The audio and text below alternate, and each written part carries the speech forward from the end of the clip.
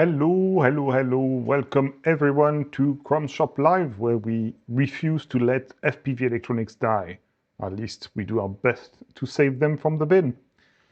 I hope everybody's going awesome today, tonight, this evening, or whichever, and you're all ready to dig into some repairs. So I have a fun number of few new things today. First of all, you might notice there's a new display that not only displays my multimeter, but also displays the PSU at last. And that's something I had fun vibe coding over 2 evenings this week, or last week, and I'm super happy with it. So it does exactly what I wanted to do, which is something I couldn't find of a ready-made package. So I had to make it, or I had to have the robots do it for me. That was very interesting and fun.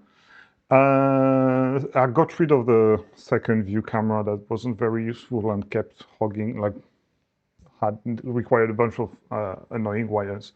Hopefully you don't regret that, you don't mind me removing that.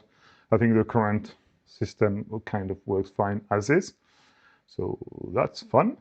Also, I've received packages from friends of the channel. So we've had a few new items, not this. So I received a couple of SpeedyBee AIOs that need some attention from, it's a gift from one of our friends of the channel and viewer, Starlight, who sent me both of those.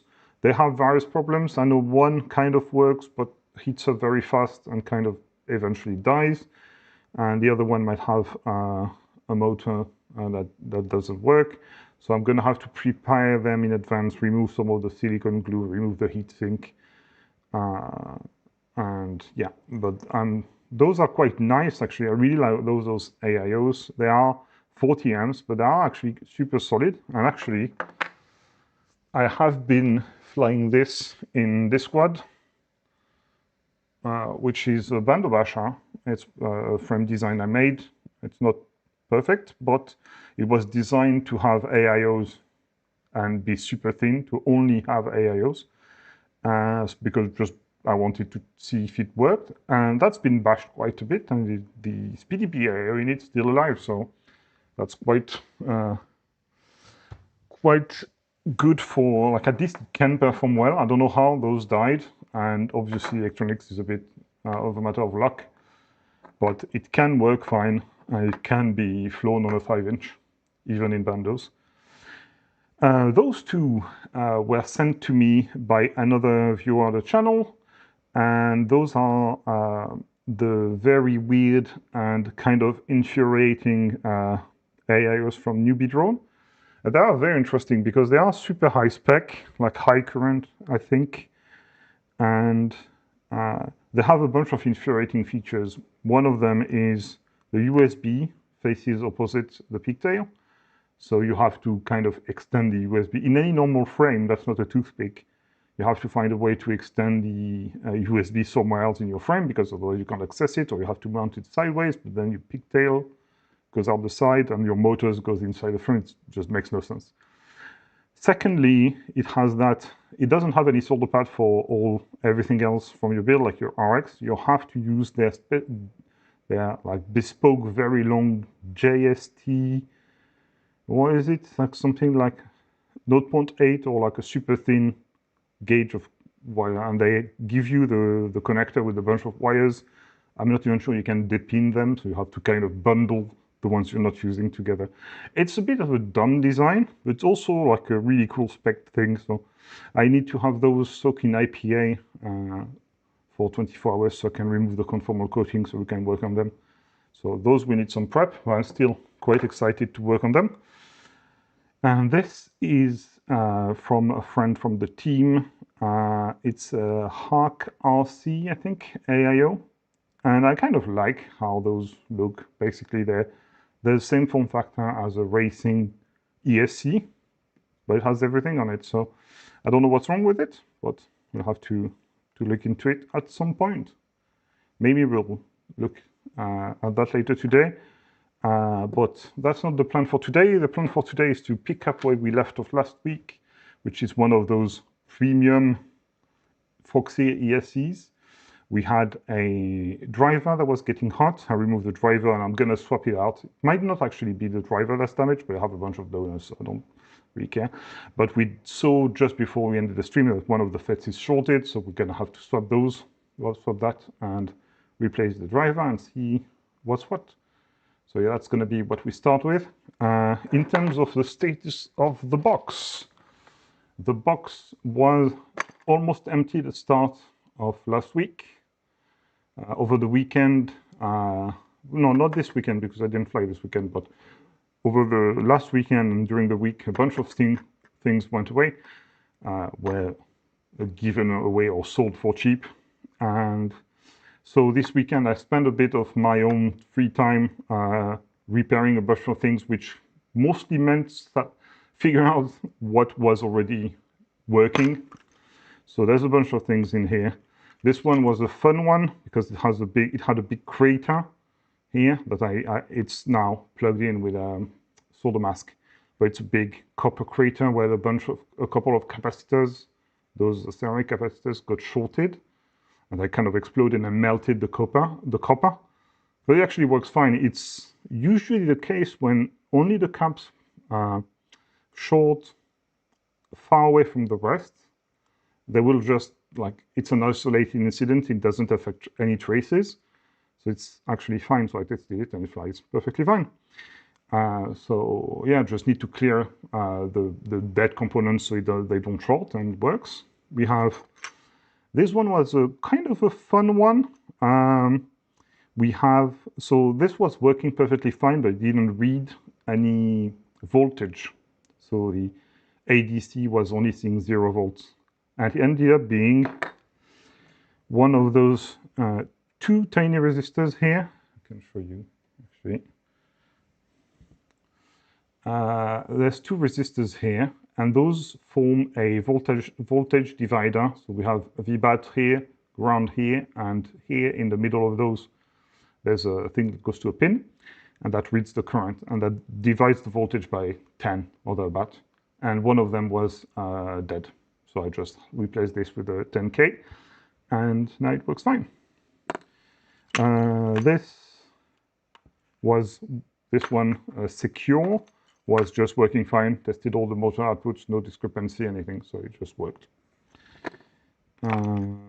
This one is a weird old ESC, and you can see that it has all the normal ESC stuff, BLS, so Blue Jay. And on the other side, it's kind of empty. It has a 5-volt BEC, which is unique, and it doesn't have any capacitors. Usually, they have a bunch of capacitors. You can see on this guy. But I was having weird oscillations in the motors and slapped a big cap on it, and it worked fine. So this one worked, actually, but it needs a big external capacitor. Otherwise, it doesn't fly well. Also, it has a weird 7-plug thing here. So I'm leaving it in the box for the person who gets it because they might not have a 7. And all the rest was already in the box. So that's for what's new. So we'll see if we can add the ESC we're repairing tonight, and we'll see if we can fit another flight controller so we have a few more complete stacks for the guys. All right, we have a bunch of people in the chat. Let's say hello to everyone. We have Spawny, as always, Mac Shaky, hello, Starlight, hey, Starlight who sent me the SpeedyBee AIOs. Hey, Clem.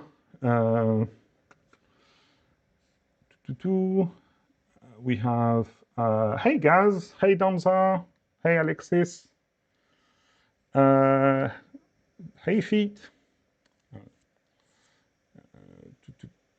Denza and Feet, I'm meeting you this weekend as well. I'm seeing you this weekend. That's going to be awesome. Hopefully we don't get much rain. Hi, Neo. Hi, Dav. So we have a question from Alexis. So Alexis is asking the question in French. And if I know I still have a bunch of French viewers. If you want to ask a question but don't feel like asking it in English because you're not super confident in your written English, no problem. Ask in French and I will translate. So Alexis asks, Hi, Krhom. How do we control a damaged MOSFET? How would you check for a damaged MOSFET on an AIO? Or, I mean, it's the same for an AIO and an ESC.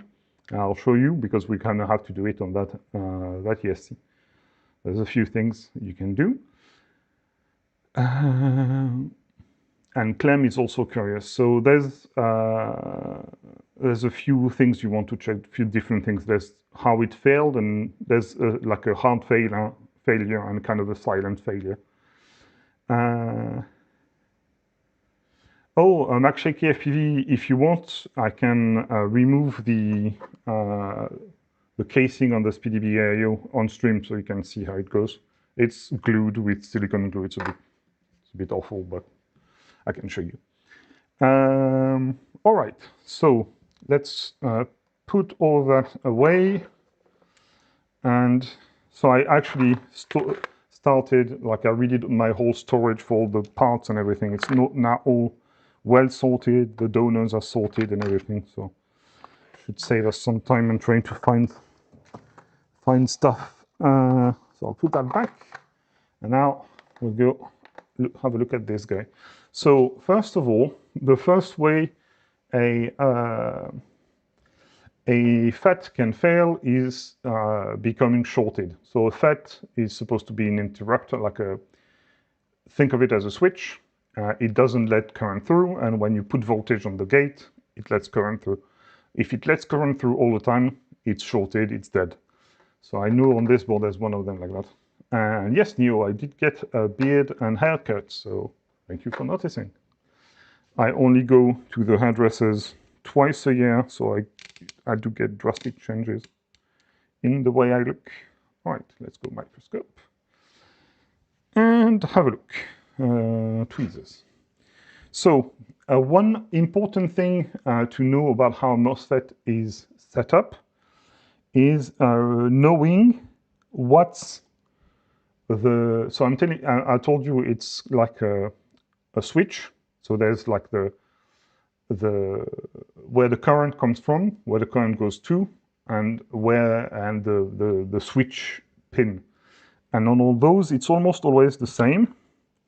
It's always so you take your FET and set it up upright, like this, with like the injection molded dot here and the text.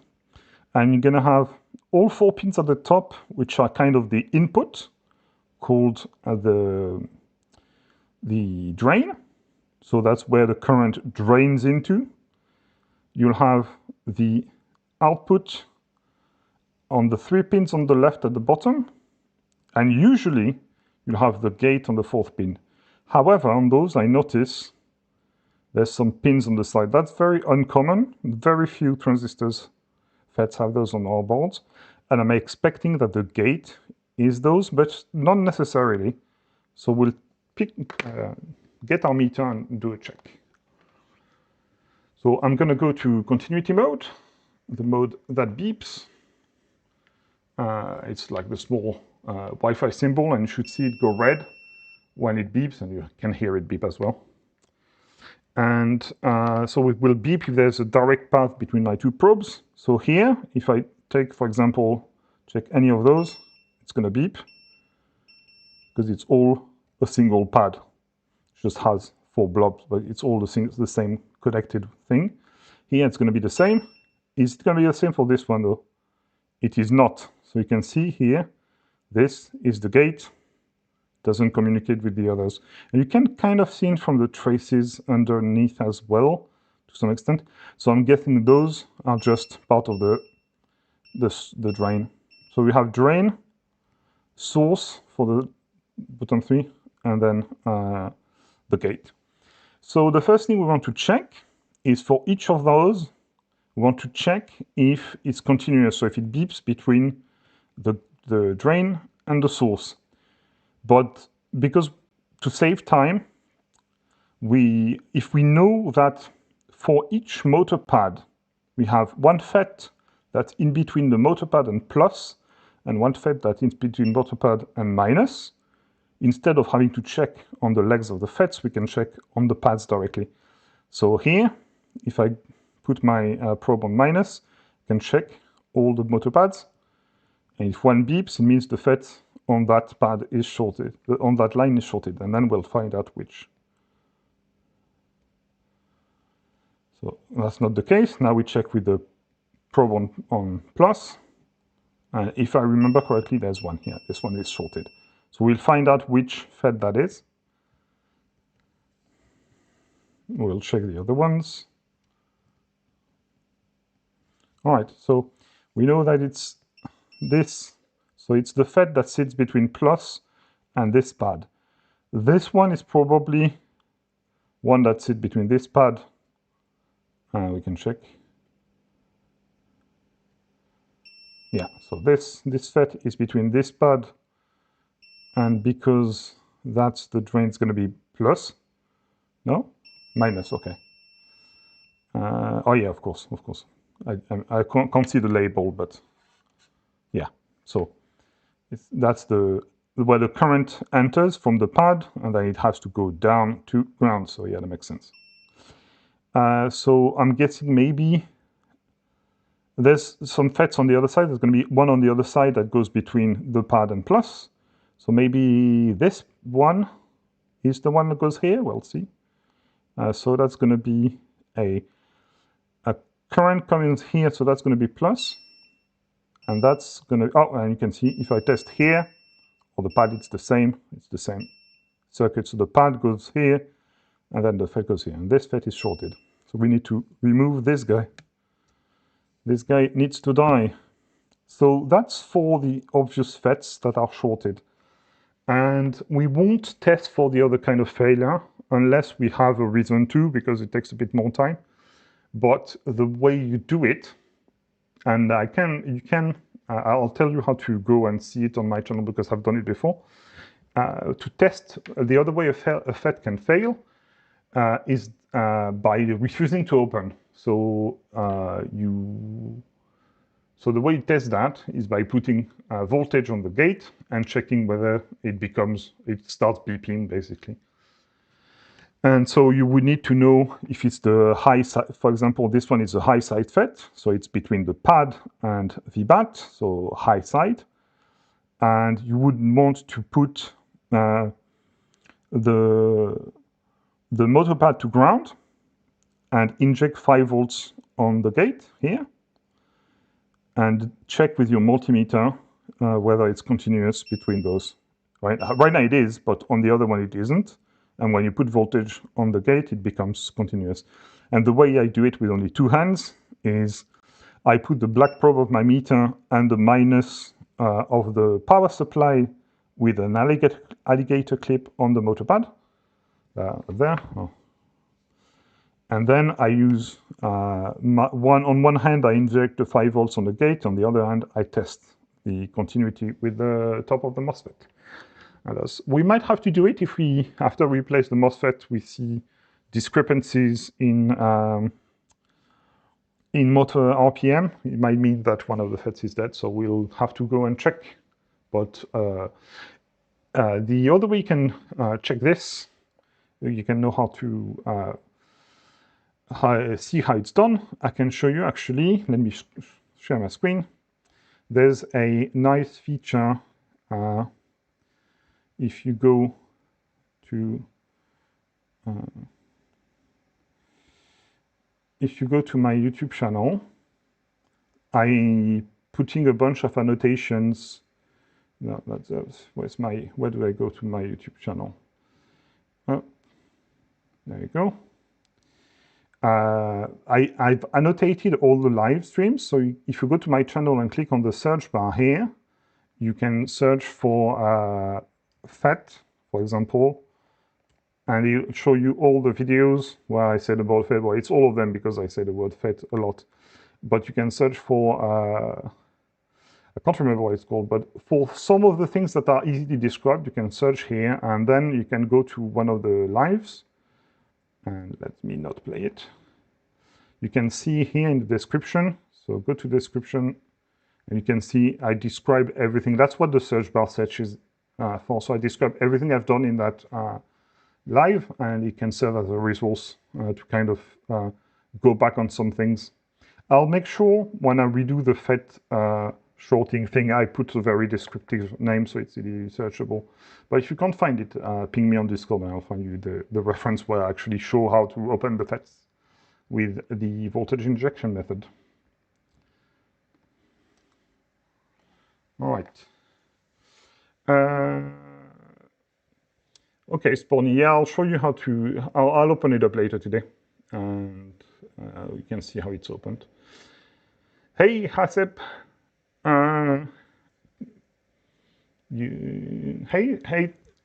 Hey, Re-Rise. I'm not used to saying your name in English, but it's the same way.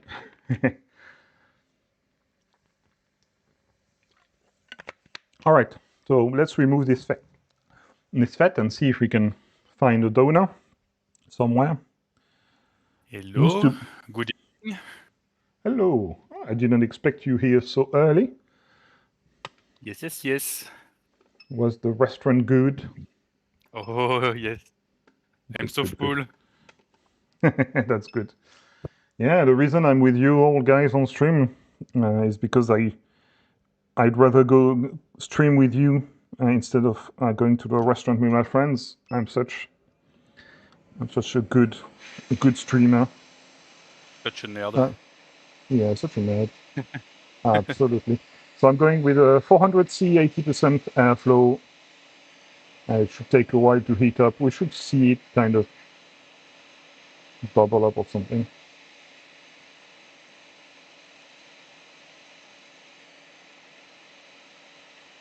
There usually is some amount of factory flux remaining and you can see it getting hot, but maybe not. We can see your board, my dude. Yeah, thank you. Thank you. See, that's why I need you here. Hey. It's hot, it's burning my hand.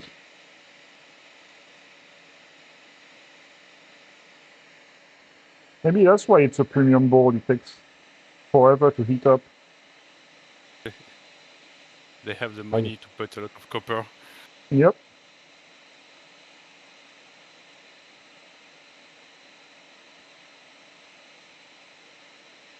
Yeah, it might be it. Now there we go, I can see it moving on the left. The solder is it's almost ready to release.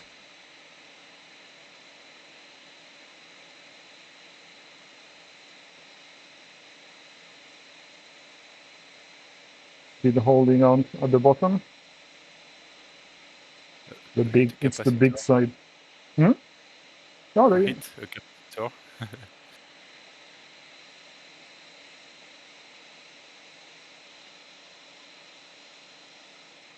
There we go. Yeah, so there's plenty of copper in here. Takes forever. So let's see if we can find something. TPHR, I think I might actually have some. Let me pull out and we'll look together. Oh. So I just don't, so you don't just have to watch me kind of search.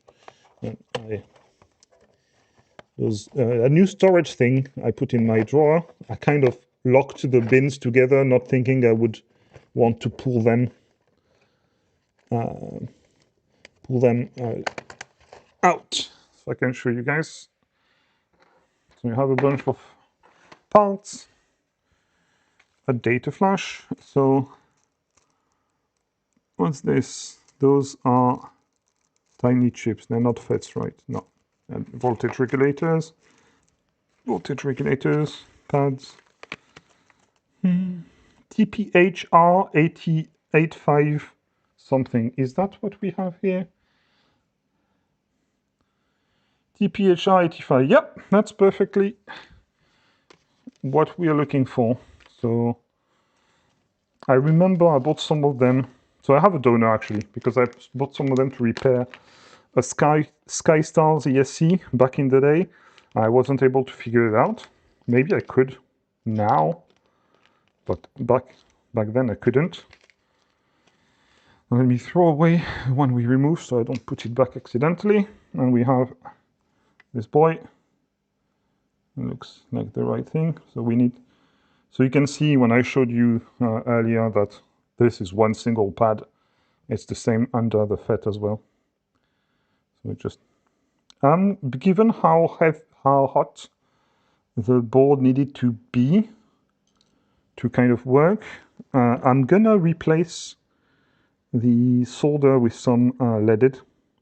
It's gonna make it easier. Well, I'm gonna either replace it or maybe just complete it. I might as well replace it actually. Let me grab some wick. That's gonna make it easier to put it back because leaded has a lower melting point. So I need some pliers, some side cutters to get myself some wick. And my wick holding tweezers. And I don't need to add flux because this wick has plenty of flux.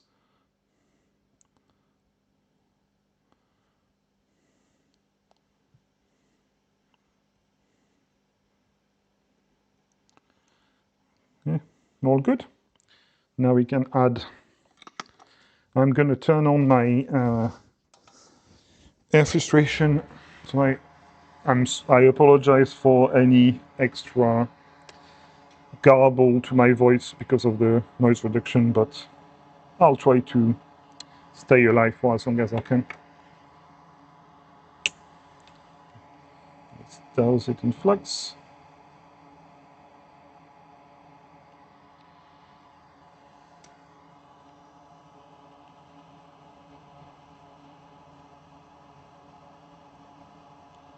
Okay. You could really see it get up to temperature here. Let's try to only put some solder on those pads and not put a million thick blobs on there. I don't want to put too much in the center because otherwise it kind of squeezes out. It's not the end of the world, but let's clean it up and put some forage flux, and then we'll put on the FETs, and then we'll have to put on the driver on the other side as well. So I'm going to have to go and collect one. I think I have one pre-desoldered actually, so I might just have to grab that from the box. Okay. Good. And bring in the FET.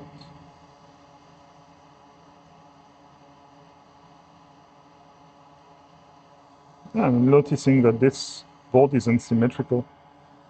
This FET doesn't have any matching thing on the other side. Right, I'm gonna go up in temp. I'm gonna go 440. I'll go a bit lower on the airflow because I don't want to blow that. I'll go 70%. Unfortunately, I can't add the hot air setting to my nice OSD thing on the live stream.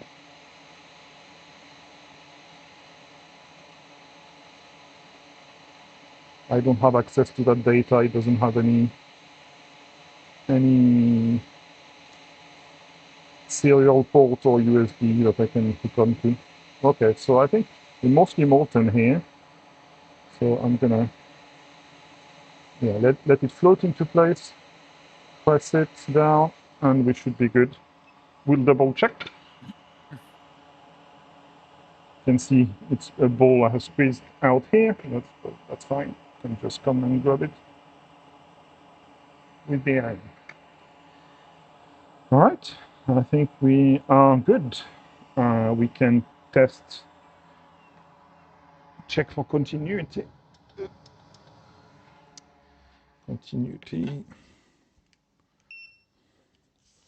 So we should have continuity between this and the pad. Have continuity within this and VBAT. And this is the gate. And we shouldn't have continuity here like we had before, which is indeed the case. So that part's fixed. Now we need to go back to the bin and try to find the Fortior driver. I think it's the same drivers. It is a Fortior driver. Let's have a look at whether it's the same or not. So the board is very hot, so I'm trying to manipulate it as little as I can. I don't want to go and pull it off because I need it hot anyway, but I'll grab it with tweezers. Actually, it's going to be easier to position in my sleeve, my board holder.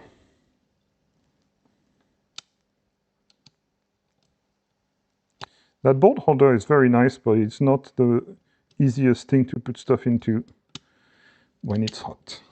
All right. So you can see one that's clear and the other one is all dirty. So it's a Fortior FD62, and I have a bunch of Fortior chips here, and one of them isn't a Fortior chip actually. It's also a driver.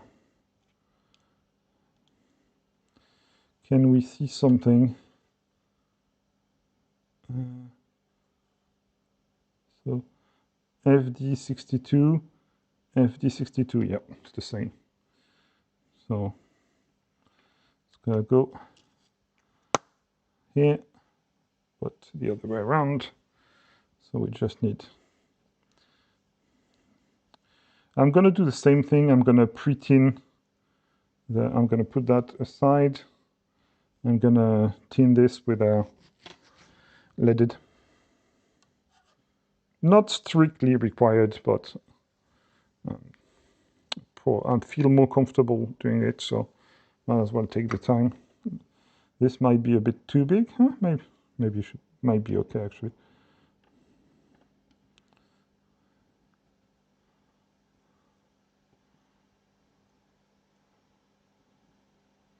I'm careful not to interfere with components next to it, like those caps.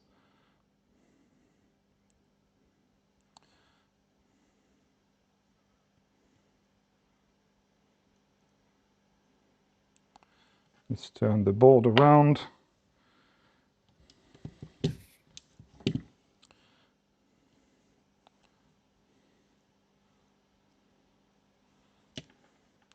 Yeah, I'm trying to not pull a bunch of other surface mount components off the board by mistake. Yeah, I think that might be good enough. I'll clean that up, put some leaded, and then solder that back on. I haven't done it before on other boards, but they weren't as thick and hard to heat up, so just taking trying to not take any chances on this one. And I'm also going to put on a thinner tip. What actually? This might be the right tip. It's not much thinner, but it's more wieldy.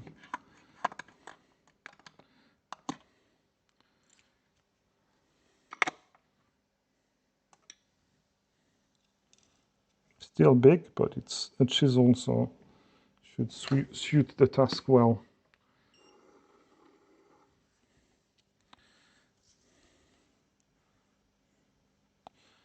I want to keep a kind of fairly big tip because it is a fairly big board and it has a lot of thermal mass.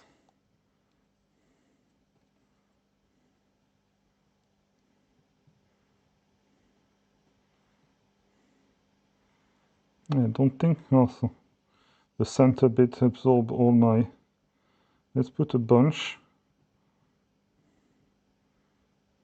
and then we'll collect the extra in the center.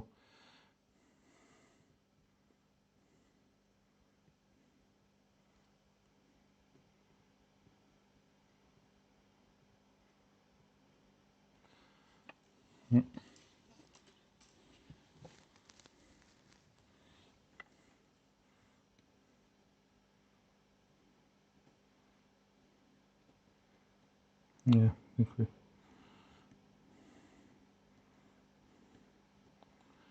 Want them to be all nice and well tinned and have some kind of nice dome shape. And there's way too much in the center, so we'll try to remove that.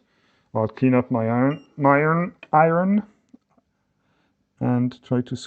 I might actually come with some wick for the center, and try to only wick the center.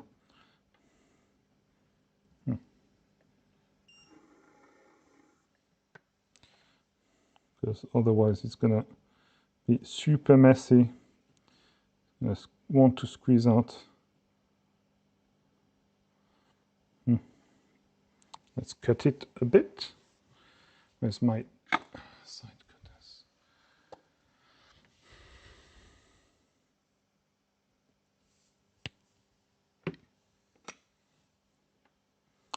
Yeah.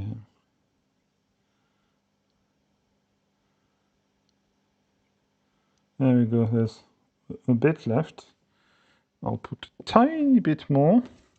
Actually, might not put a ton more actually. Just maybe a tiny amount. There we go. That's gonna be enough. We'll just. It can be a nightmare if you put too much. It just blobs out and connects on the pads and just awful. So yeah, I think we're pretty good here. I did scratch the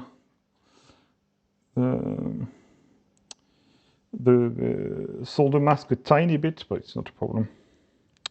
All right, let's get our thing in place. Put some flux.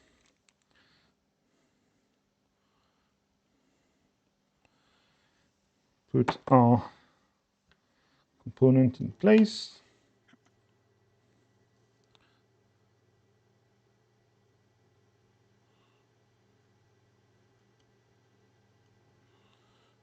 Align it correctly, so it needs to be upside down. If I trust the other side, we can see them be both right side up. This side should be both upside down. There probably is. Yeah, there's should be a pin 1 mark, bottom left.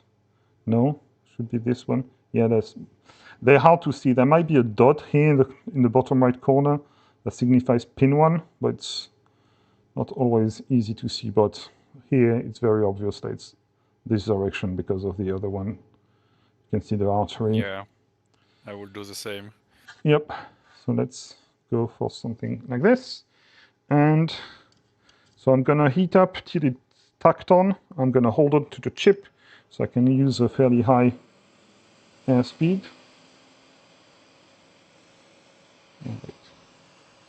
To get good hold onto the chip. And then once it's tacked on, I'll reflow it.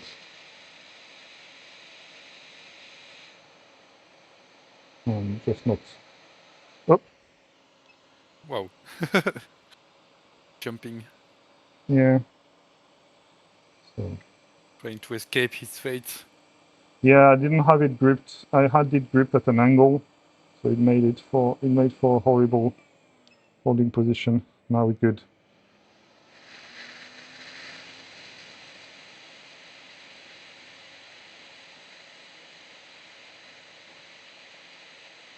It takes a while.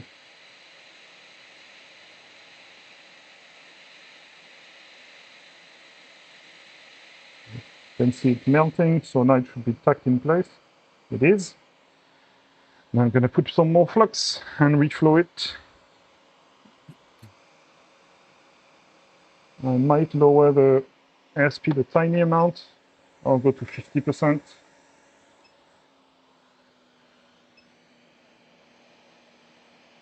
See if I can get a better view.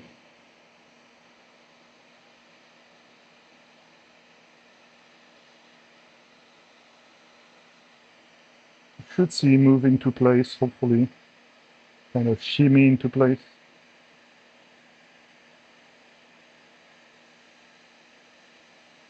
Not yet.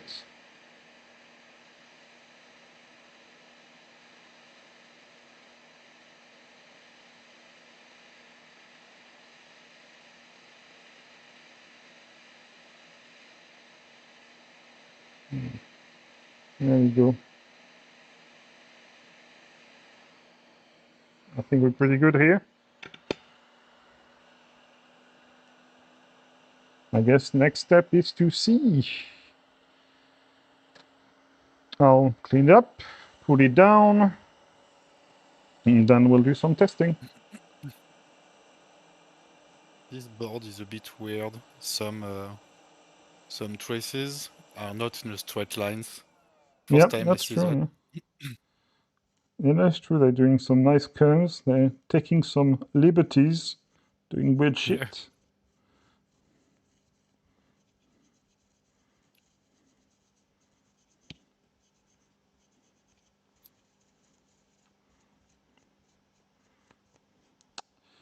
Hopefully that's put back together okay. You can see the diodes are kind of all over the place, kind of rotated a bit, but that's not me. That was already the case. All right, let's cool it down. I'm gonna pull back my...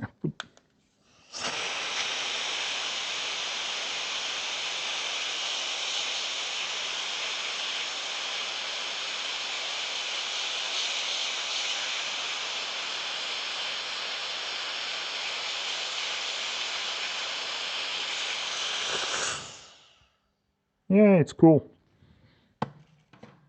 Let's do some testing. Let's see. I'm gonna give it some juice. Gonna enable OCP, which you can see I have enabled OCP. And I'm gonna give it some amount of juice. And we'll see how much it draws. I'm expecting, usually it's about like 1.5 watts, thereabouts for BL32 board. Let's go. Yeah, 1.5. That's, oh, I have it limited to 100 milli, no? I don't know why it clicked. Oh, I guess it's charging the cap, it clicks, you can see the CV versus constant voltage versus constant current, but 1.4 volts is healthy. Now we need to put on some motors. So let's go to the other head. So this is good, our drivers, our FETs, everything's good. Let's pull out. So I have a problem, which is I don't really have a good way of testing 20 by 20 at the moment. I should have started working on something. I thought about it and I completely forgot. So how am I going to do this? I could get the piglet set up. So for those who don't know, this is the piglet. It's the thing I kind of created, so I don't have to attach a top plate to test the quad. But maybe I can reuse the TPU to put the ESC on top of. We'll see. Thank you very much, Hasib. You say you hope I am good. Well, I am self-taught, so I am either good or not good, but I do repair stuff, and I have a good backlog now, about a good set of things I've repaired. So I'm at least semi-decent. That's about all I can promise. I don't have any former experience and knowledge in electronics besides what I've taught myself. So I am from France. There we go. Let's do something a bit janky like this. But yeah, I don't know if I'm great at this, but at least I'm doing it, which is better than a bunch of people who say they should do stuff and never do it. That used to be me. Used to be like that. I used to want to do things and never put in the energy to do it. And it's a shame because it's extremely satisfying to actually start doing the things you want to do. But I am in a very good position to know that sometimes in your life, you don't have either the means in terms of money or in terms of motivation and any other reason, energy, mental capacity to do things, it's all right. But sometimes you start doing things and you realize that it's extremely satisfying. And then you want to share it with people and you start a live stream. That's kind of how it went. I don't repair stuff because I want to make money. I repair stuff because I like the enjoyment of fixing things. BRB. See?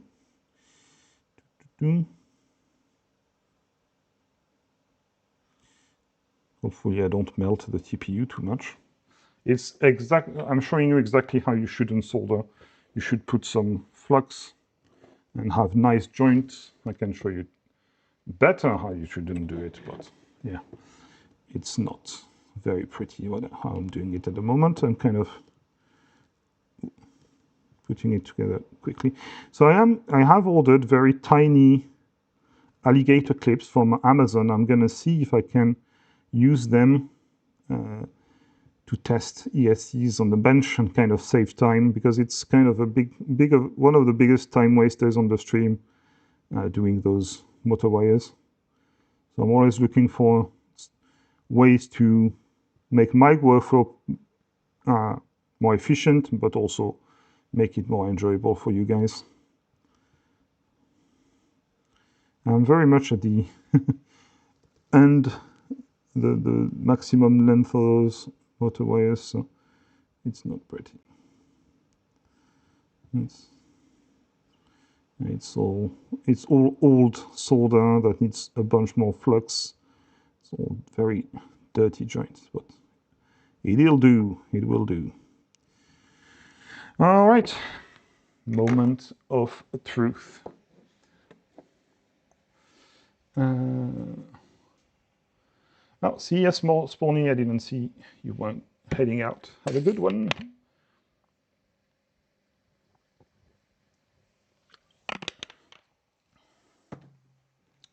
All right. Moment of truth. Well, that's absolutely no beep from the motors and 3 watts. So that's not good at all. Let's see if we can see something heat up. I'm guessing it would be on the other side. That's not what I was expecting. The plot thickens, and we'll use the thermal cam and see what we can see.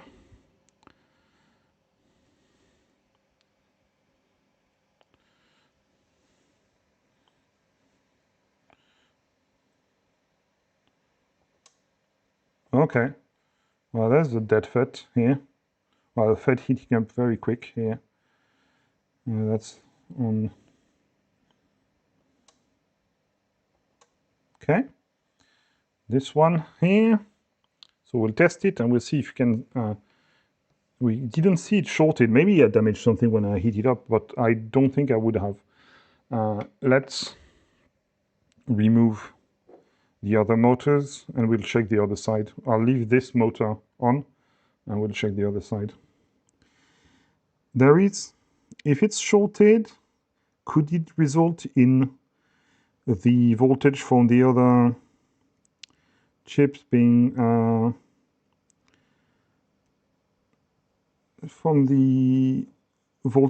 dropped in such a way that nothing turns on? It's possible. It's also possible that I didn't put back the driver correctly, and the FET is good, but the driver is making it do things it shouldn't. That is very possible.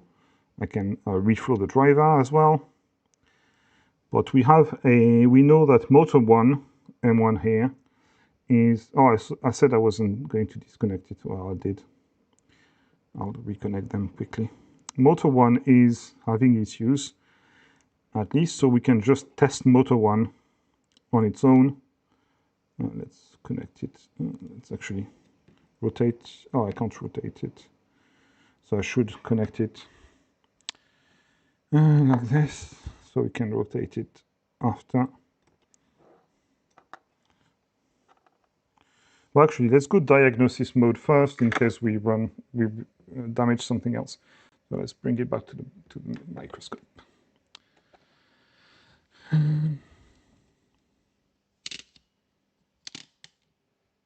So the FET going hot was this one. Let's check continuity. We didn't see any continuity before.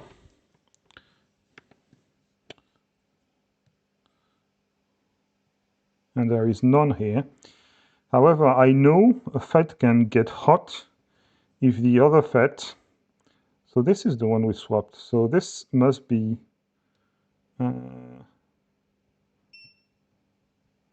yeah, so it's on a different motor pad, so it's not unrelated to, unrelated to the one I changed, but could be related to the driver. So there is, I have precedent for if a FET, so that's the, that is the low side FET. If the high side FET, which might be this guy, yeah, if the high side FET is damaged and not opening, you can see the low side FET getting hot. That is something that I've seen. So I might have to do the trick I was talking about where I test the FETs. Let's first have a look on the other side and try to see if my driver was put on correctly. So that would be this driver here. Let's zoom in and see if we can see stuff that looks badly connected. Yeah, it could be, no? Looks like it could be badly connected here on some of these pins.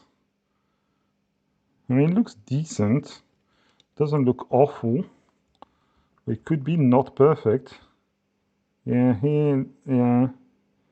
I could see that being like not well connected. It's always hard with those. This side looks good. I'm gonna see if I can I can try to do something with a tip, a thin tip. See if I can put some solder into this and try to fix them without having to reflow. So I might still heat up the board a bit. Now, let's see if I can get you a good focus as well.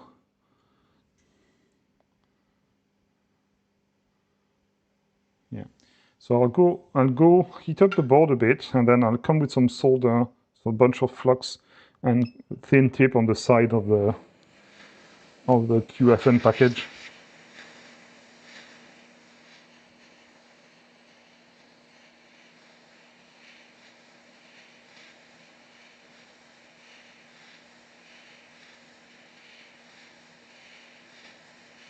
Actually, let's start with an actual reflow, and then we'll come with the iron after that. So I'll put on some flux. You have a good view here, nice and zoomed in. And we'll do a full reflow of the chip. I mean, we don't know that there's an issue with the chip, but it is suspicious.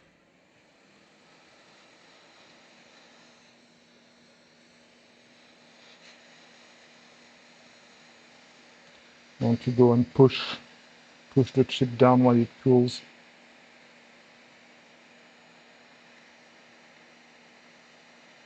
It could be a damaged driver. It did come from a donor, but I wouldn't have put it in a box if there was any suspicion that the driver could be dead.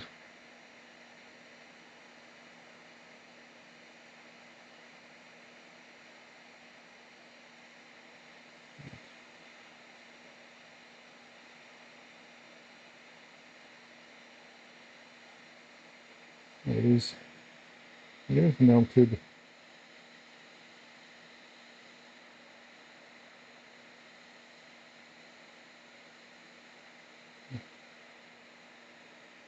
I want to try to push on it and let it cool while I hold it down. I need it to stop moving. There we go.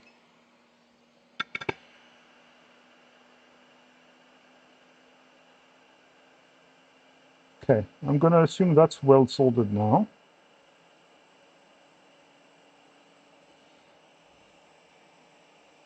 Let's have a look. I wish I had one of those 3D thermometers. It's hard to see with the flux. Right. And now we want to test the FETs. Can we see something here? Let me clean it up first. Let's go in the right order. Clean it up, see if we can observe it being better.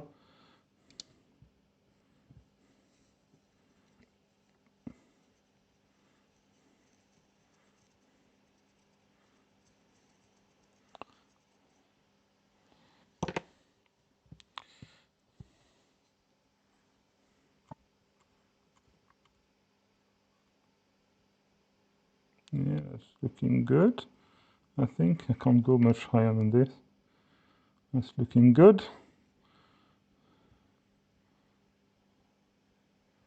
This looks like it doesn't have enough solder, so we'll see. Let's see if we can put back some more solder here. How does this side look? This side looks very good. And this side looks perfectly good. So let's go on the left and see with some flux if we can add some more solder. Could be that when I waked and put some solder back, I didn't put back enough. So let's go and add some more. Gonna bring the temperature for my iron higher too.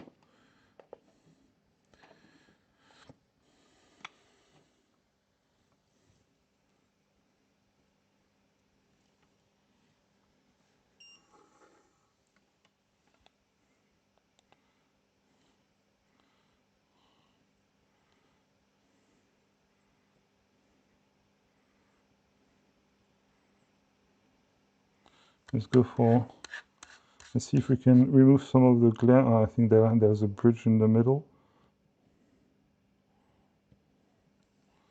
It's hard to see with the flux.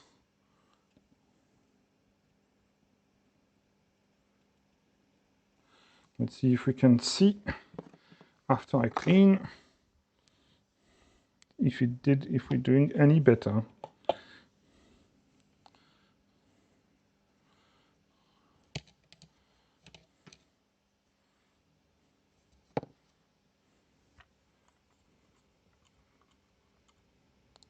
Well, that looks way better. There's still one of them doesn't seem to, well, doesn't want to stick. I'm guessing it's going to be a ground. Let's double check actually. Let's see. If it's a ground, I don't need to bother because it's already connected to ground in many other places. And this guy, it's not necessarily ground. Okay, can I find ground somewhere? It is ground. Okay, it is ground. So yeah, I don't need to be too fussy about this one because it's going to have ground on some other pin. I'm guessing. Let's double check still.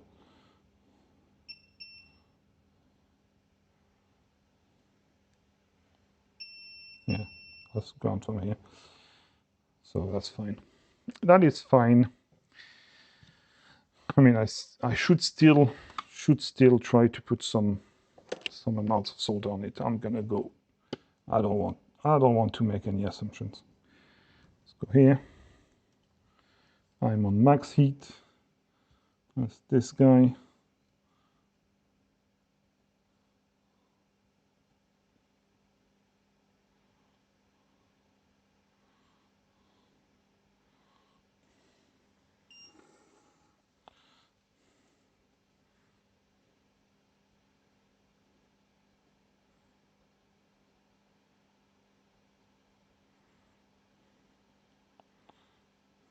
Did we succeed?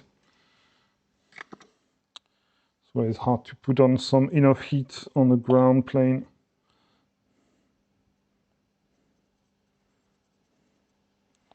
Oh, yeah, I think we did. I think we did.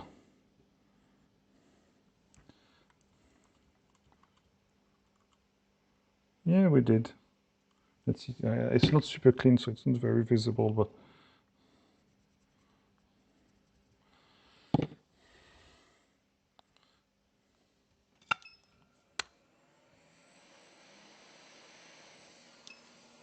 let's see if we can get some focus.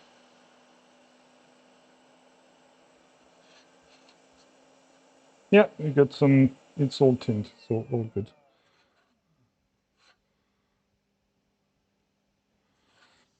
All right. So now we will test we'll do some focus, but we can go and do the test I was talking about with the FETs not being open correctly. Because we want to test those two FETs.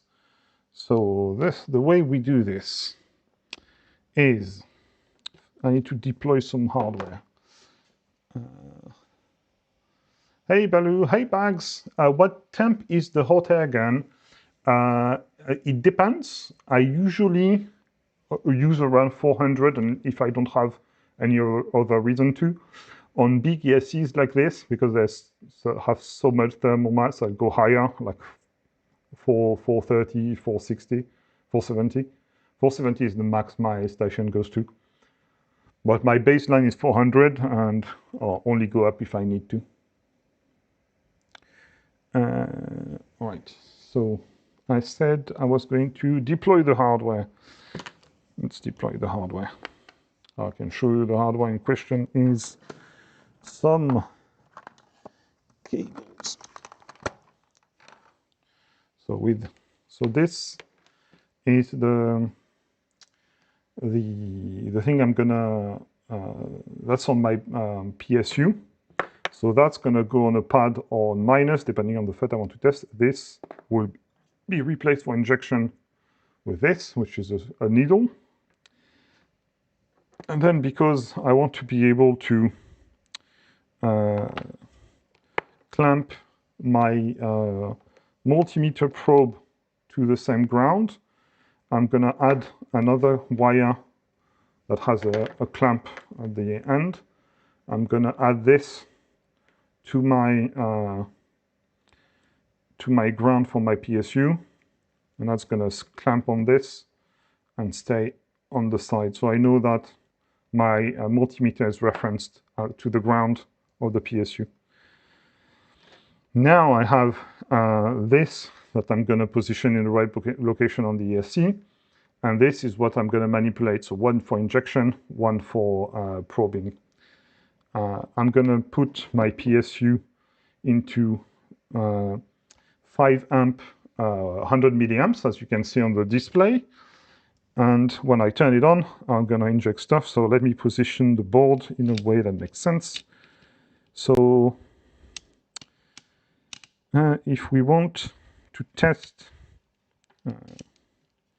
first we'll test I guess the low side FETs. So that's the FET that's between minus, so like the negative part, and the motor pad. So for that, I can put my clamp on the minus. Actually, yeah, do I have a good way to do that? It's a bit crowded here. So I'll try to sneak it in. Yeah, should be okay. And there we go. Now it's clamped. Now I need to find the FET that's in between. So I think that's going to be this one. Yeah, so that's ground. So that beeps, that's ground. So this here is going to be the motor pad. And so here, when I inject 5 volts on the gate, which is bottom left here, it should start beeping between here and here. And this, since here is my clamp, so here, when I inject 5 volt here, it should start beeping. So I need to remove, yes, wait. Is it motor 2? Wait. Is this open? So that's ground. I'm sorry, I don't know why this is beeping. This shouldn't be beeping. We'll repair the FET here. Let's suppose, oh, it's the low side FET. Is this the low side FET for this one? No, but this shouldn't be beeping. Okay, we have another mission right now, which is understand why it's beeping.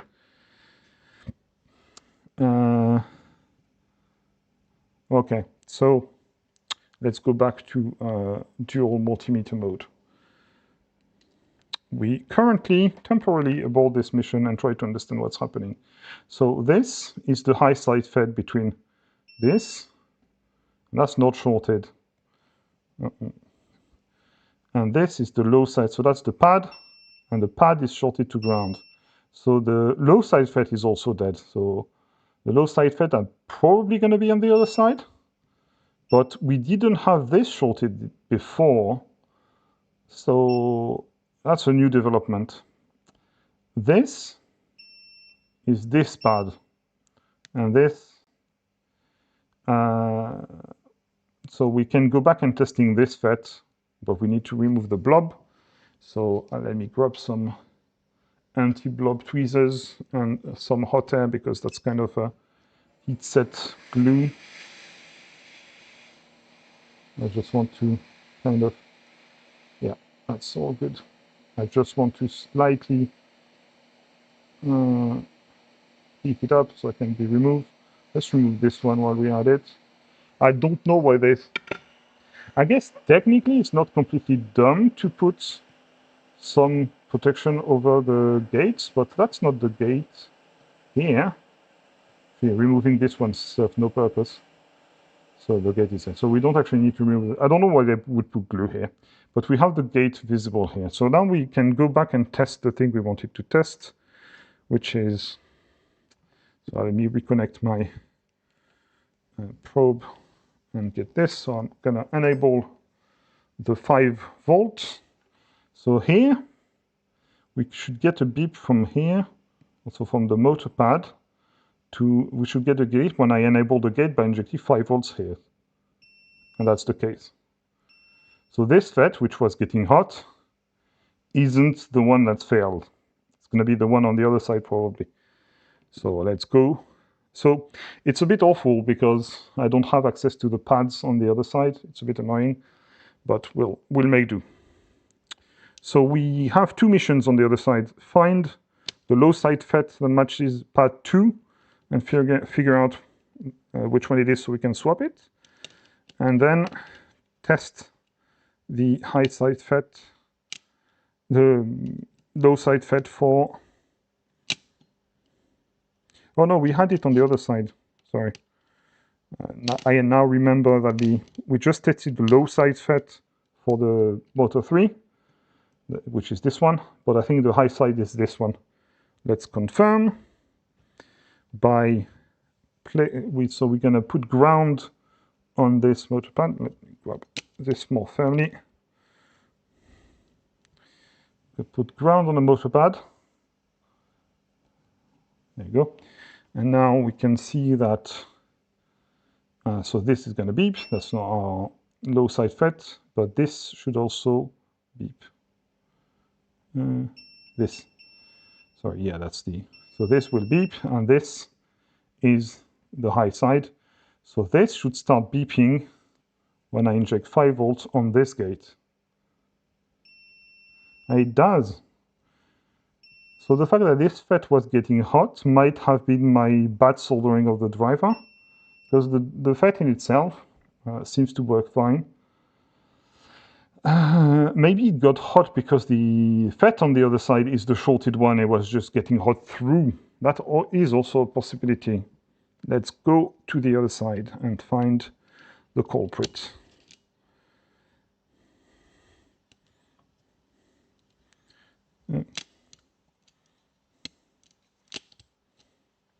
So now should be one of them, should be this one that is on the other side of the one we just, that was getting hot. So it's probably this one that's shorted. Let me grab my meter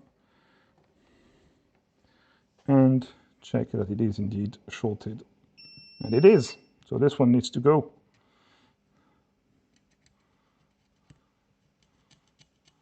Okay. Any other one? Any other candidate that's shorted? I'm guessing not.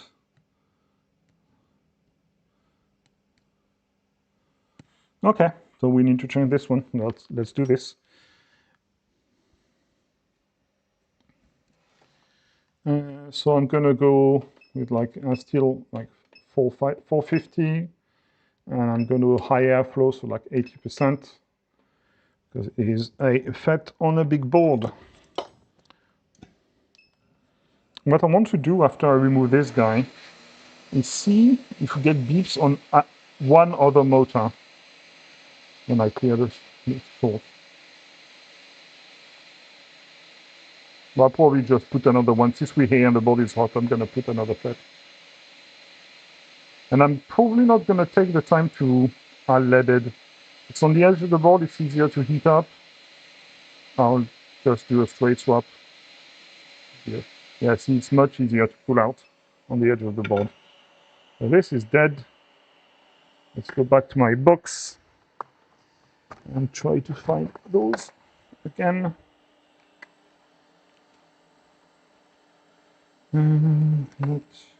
Yep, found them. We have one here.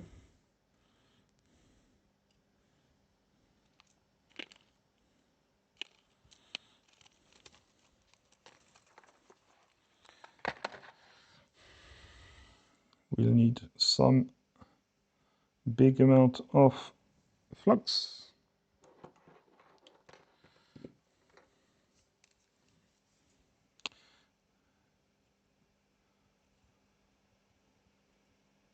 There you go.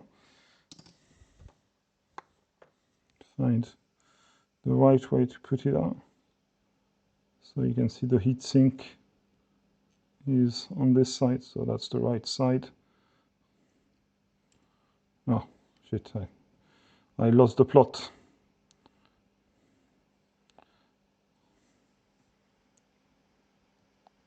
There you go. That is the right side. Let me pull out the heat gun.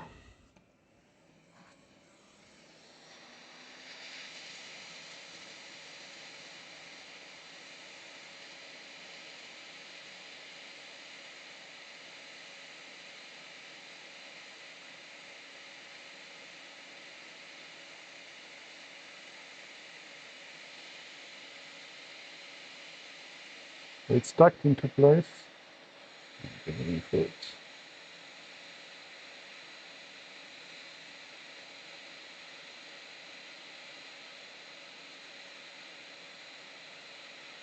Not sat down yet, still hovering over. So it's not molten under it.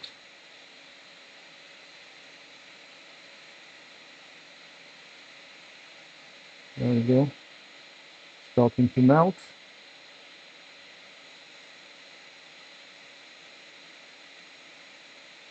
Still not flat.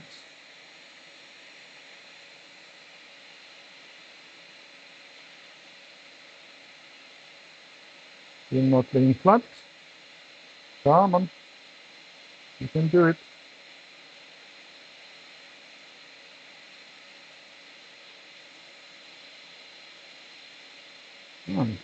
Is it so much harder to heat up when putting it back than removing it? There we go. No, not yet. Is there something under it that's preventing it to? No?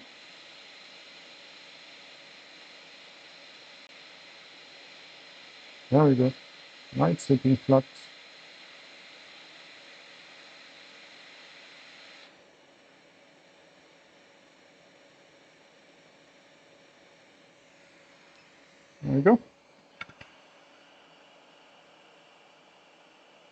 Right, I'll clear up that small ball. I probably, I don't think I'll be able to catch, oh, I can. I wasn't sure the small tip would be enough to grab the ball, but it looks like it is. Okay, we are done here, and hopefully it's looking better. Hopefully it's looking better. I'll cool down the board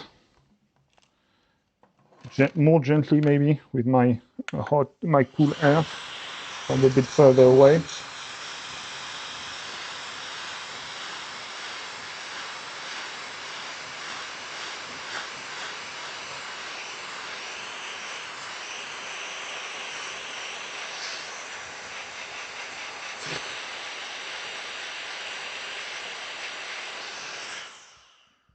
Yeah, it's nice and cool.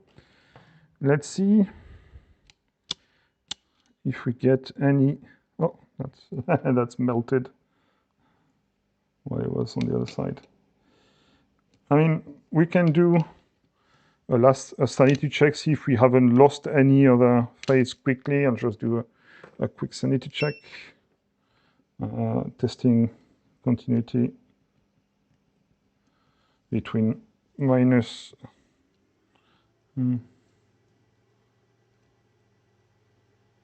and plus.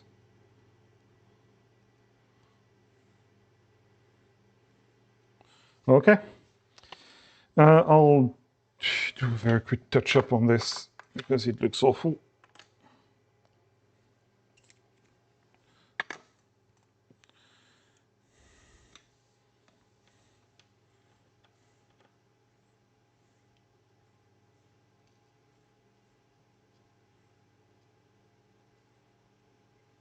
I mean, it still looks awful, but a bit less so. I like the kind of crystalline structure here on the plus.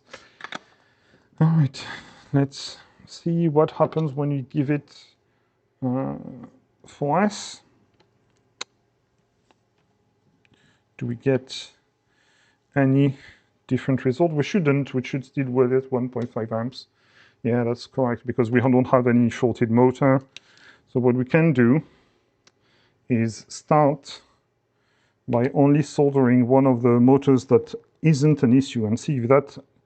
So if we solder back the motor that was bugging out, and we are shorted the power supply to some extent, then we might not get beeps. But if we don't solder anything to it, we might get beeps, and we can go on from there and then test the rest. But let's start with just one motor and see. If we don't get any beeps, then we're gonna have to start investigating where is the power train failing.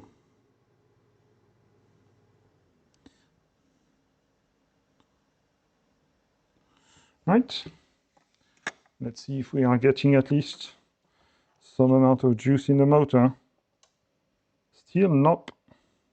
Okay, so we're gonna have to check voltages. So what this tells me is, like, there's usually two voltage regulators in those ESCs. There's one for the MCU and one for the drivers. I'm expecting it's the drivers one that's broken.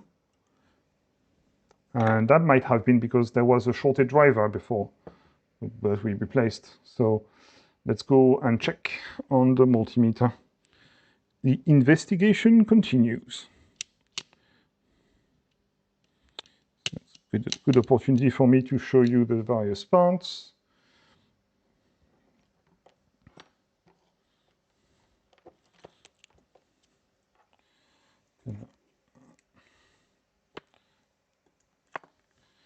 All right, so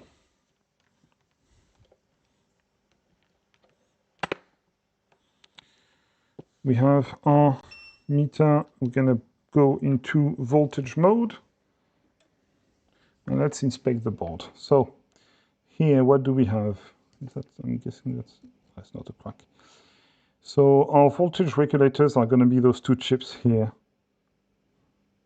And I'm not sure if one feeds the other or if they both feed off VBAT, but we should be able, so that's ground. If I go to continuity mode, we'll check, that's where TVS diode is supposed to be, but it's gone. It's not an issue though. TVS diodes are completely optional. So this is ground and this is VBAT, so that's a good reference for both. And what I'm going to do now, go to volt mode. I'm enabling the output of my PSU and I'm going to put that on ground and check the voltages on those. So this, so that's 15 volts, so that's VBAT, that's our input. Is that our output? Nope, that's also 15 volts. Is that?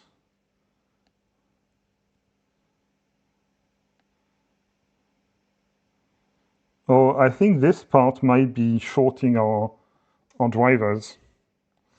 So if it's outputting 15 volts in both sides, it means it might be shorted inside. And actually we can check continuity mode. Yeah, that's not supposed to be shorted like this.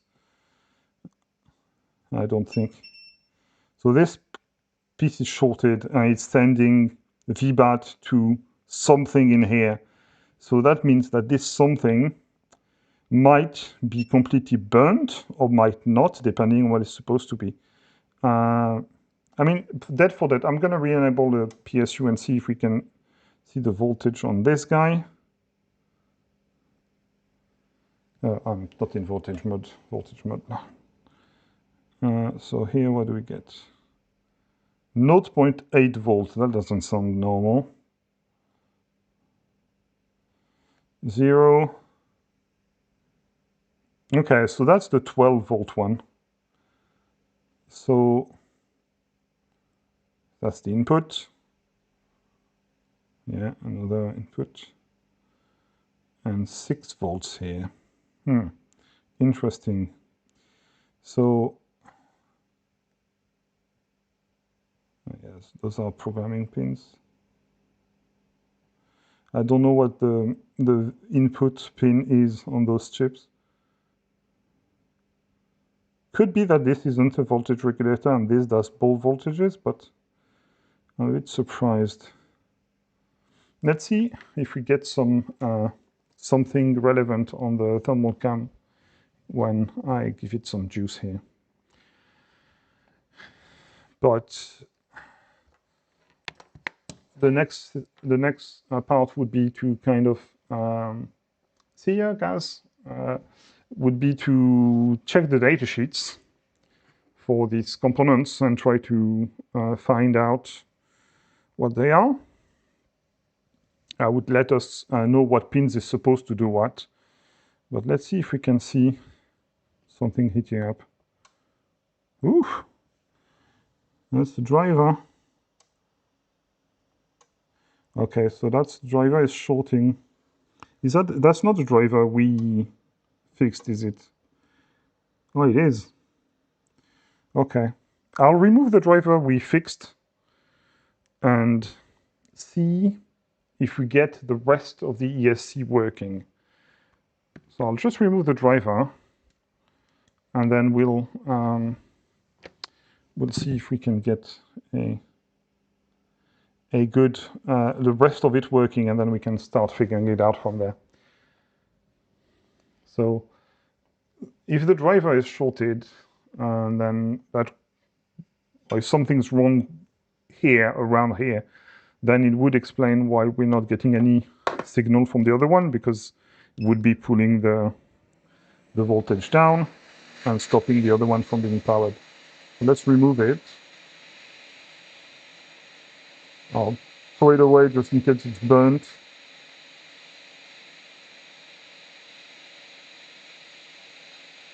And then we'll test. I have a bunch of more. I have so many donors from other boards, so I don't mind throwing it away just in case it's dead anyway. And now we'll try and see if the ESC boots up for the other motors. That's something I could have done before. I was kind of wanted to fix it all in one go, but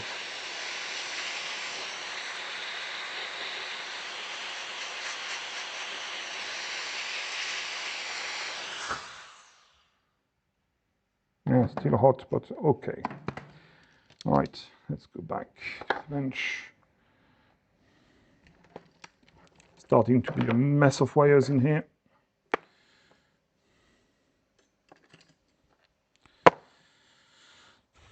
So that's the one we don't want to try. So I'll solder to the lower one and we'll see if we get anything at all.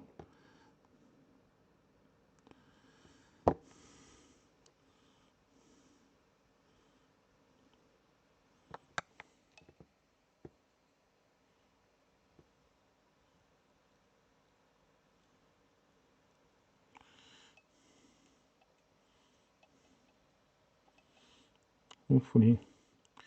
I mean, an ESC is only has a very few parts in it, so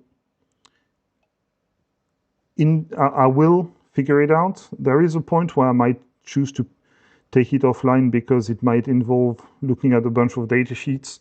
That becomes a bit tedious for the stream, and I need to kind of sit and think. But we'll do our best to see. First, will it boot it now? Let's see. No, it doesn't. No, it doesn't. But it's not pulling anything at all. So I think probably going to leave this one here, kind of look at the data sheets, check voltages, investigate, and then I'll tell you next week or another time what I figured out.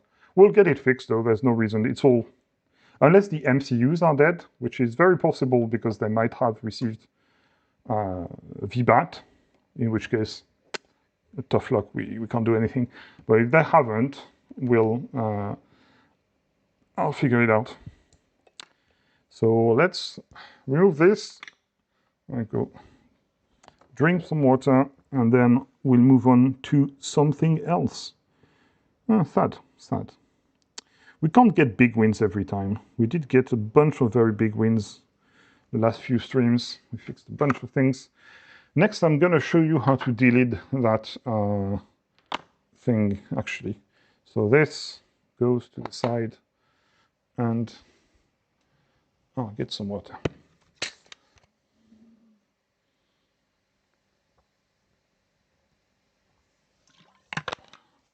Okay. So I'll do a tiny bit of cleaning because it's an absolute mess. Mostly wires all over the place. And then I'll grab this SpeedyBee and remove the heatsink.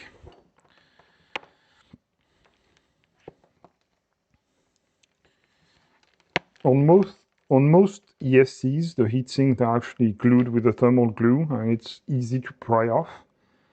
The SpeedyBee, though, they went all silicone, and silicone is not enjoyable to remove. So, yeah. Here you can see me folding cables.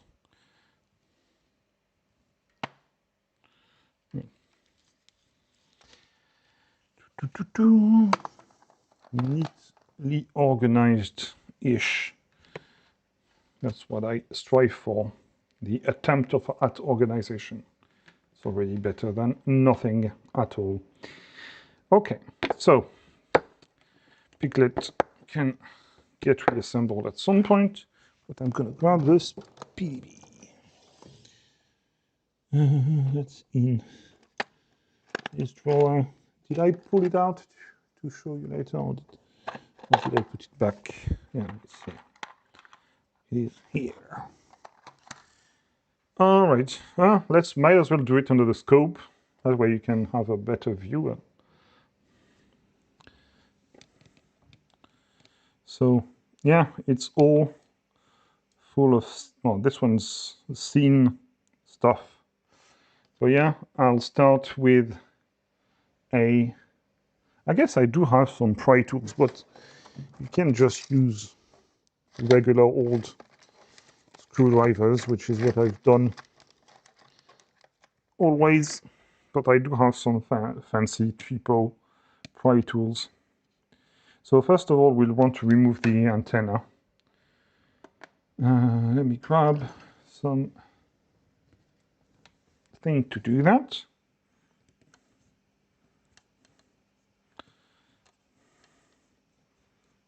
So this is the Bluetooth antenna, and you can keep it around or you can remove it.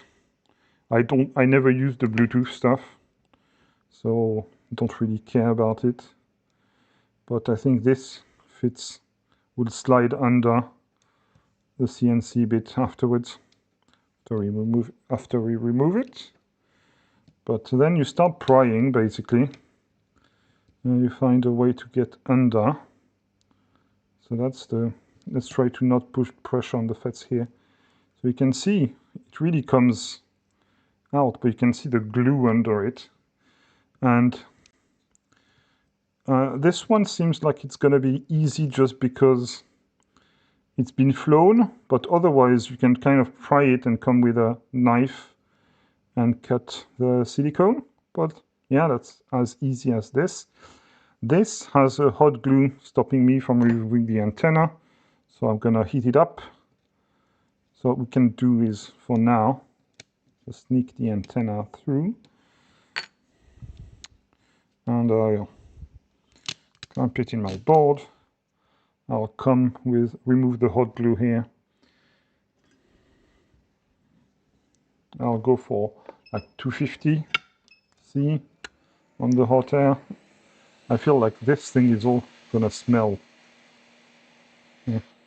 Actually, I should be able to just lift the antenna once it's more. Yep, there we go. So since I don't care about the antenna, I don't want to have to deal with it. But you can choose to tape it back to the board if you wish to use it. Though I'm pretty sure you can still use the Wi-Fi, the Bluetooth, even without the antenna. It's just going to be super short range. Let's see now if we can get, so that's hot glue, but everything else is kind of silicone glue. Let's see if the heat can help us with that. That's conformal coating that's been applied to the board on top. So that's even more gunk. This board will spend 24 hours or maybe longer in IPA. I have a bottle, like a jar of IPA that I use explicitly for conformal coated boards. By the way, yeah, something fun trivia. So some of you might know that some conformal coating agents, that's the one I use, that's 422C conformal coating from MG Chemicals. And this has an agent that glows under UV. And that's how you can use it to check that you've applied the UV coating well. And I'm going to show you with my UV curing lamp.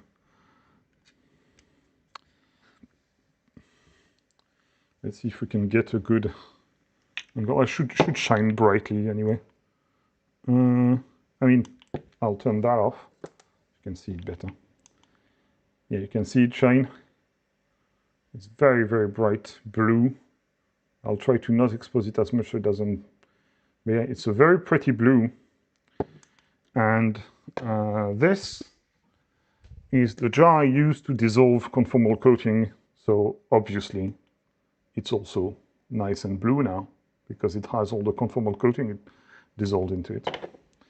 Yeah, it's a bit of trivia if you didn't know there was a UV agent in those. You can just use conformal UV light to check that the conformal coating is applied correctly. Hey CMYK, hey Mads. So let's go back. So let's see if we can actually use some heat to remove some of that silicone gunk as well from those at AIO. Or maybe use some patience and do it slowly might be the way. So I've actually, when I deleted mine, I've actually kind of cut this as much as I could with side cutters and left the rest. But I wonder if there's a good way to remove it. Let me see if heat helps. So that's still 250.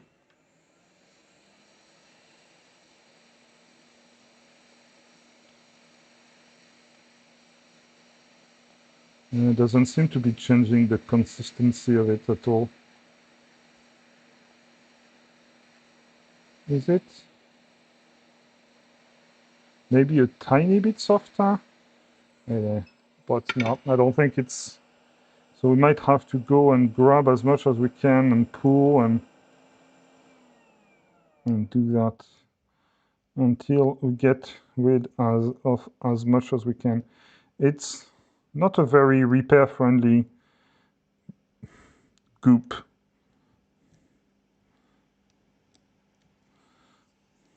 At least hot glue, you can kind of remove. You heat it up a bit till it's just pliable and then you remove it. This is just gonna be a nightmare if I need to desolder pieces that are under the goop, because it's gonna be full of silicone residue.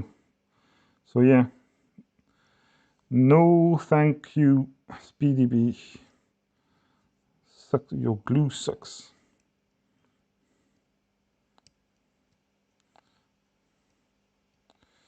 Yeah.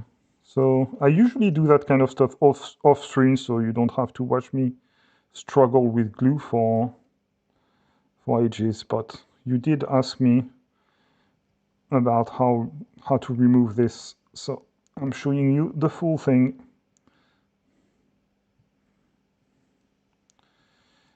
And silicone doesn't really have anything that will dissolve it.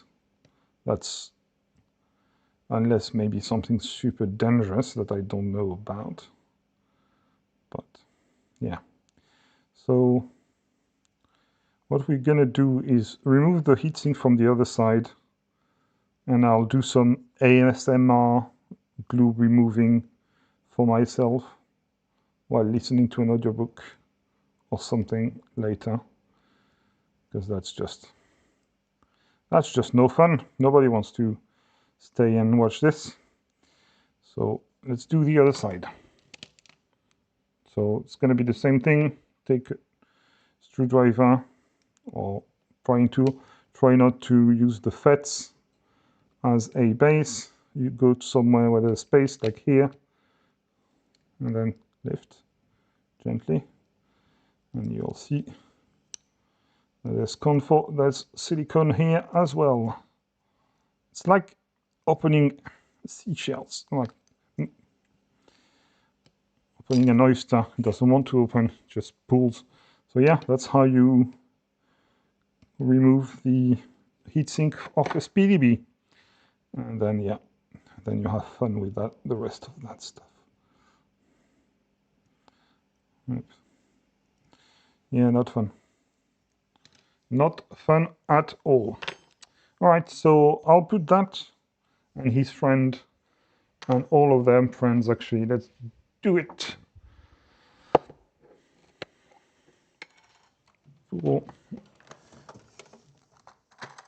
So this one goes in, this one goes in, this one goes in, and this one goes in. There we go.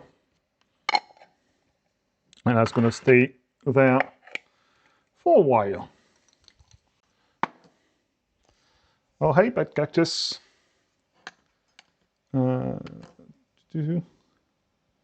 So some of those glues can be weakened with WD-40. I'll try WD-40 after the stay in the IPA, see if it helps.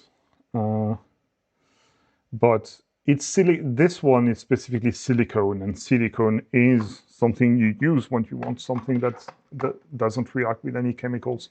So unlike any other glue used in FPV, pretty much at any time. I've only seen SpeedyBee use the silicone on those. It just sucks.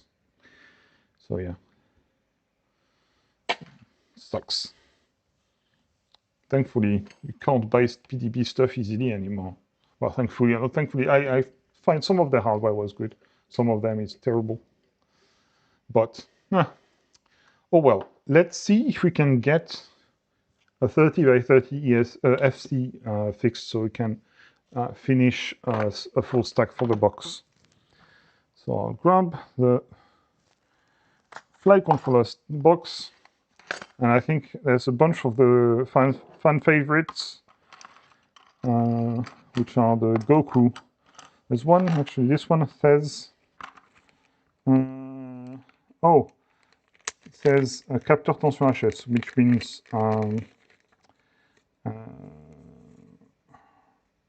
voltage, measure voltage ADC or out of service. And it turns out that I fixed that on the previous one. A few reboots, but a desoldered cap when, so there's probably a bunch of caps that need to be fixed. And I'm guessing the resistor, yeah, I can see here that the resistor doing the ADC, it's not well. So let's have a look. Let's have a look at this one. And possibly its friend as well. But, so sometimes I do get some notes on what's wrong. That's pretty good.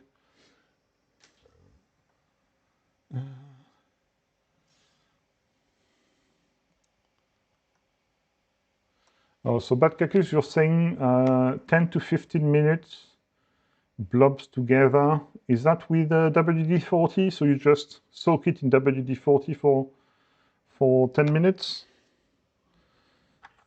The reason I'm starting with IPA is there's a bunch of conformal coating that needs to go. I want to see more clearly what's happening. But I can do IPA after as well. Okay, let's put this under the microscope and see how bad things are with this board. I do think I have a donor.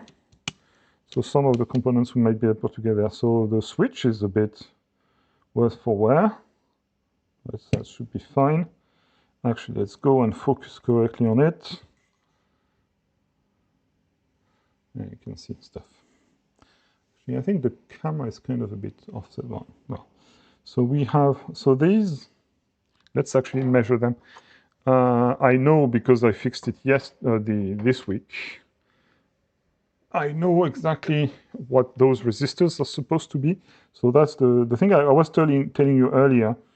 The ADC is, we have ground here. Oh, you can see there's some corrosion on ground and VBAT. This has seen some water. So this should be ground. If I can get it to beep. Oh, I'm not in beep mode, I'm resistant mode.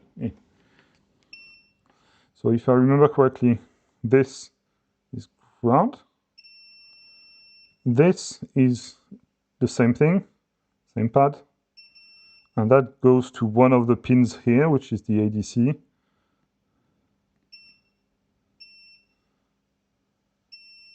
This one here. So yeah. So that's our ADC. And this goes to VBAT. If I can get through the crud, this goes to VBAT. There we go. They're all cruddy, but...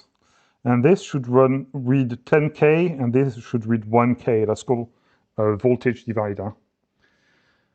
It means that basically the voltage you read here is a tenth, not exactly, but almost a tenth of VBAT. And since the pin of the flight controller expects between 0 and 3.3 volts, that means that as long as you don't go over 30 some volts, 33 volts or thereabouts, you don't run the risk of overvolting the pin. So we'll measure it in resistance mode, and we'll see if the resistance are dead or if the pad is dead. Okay, 1K.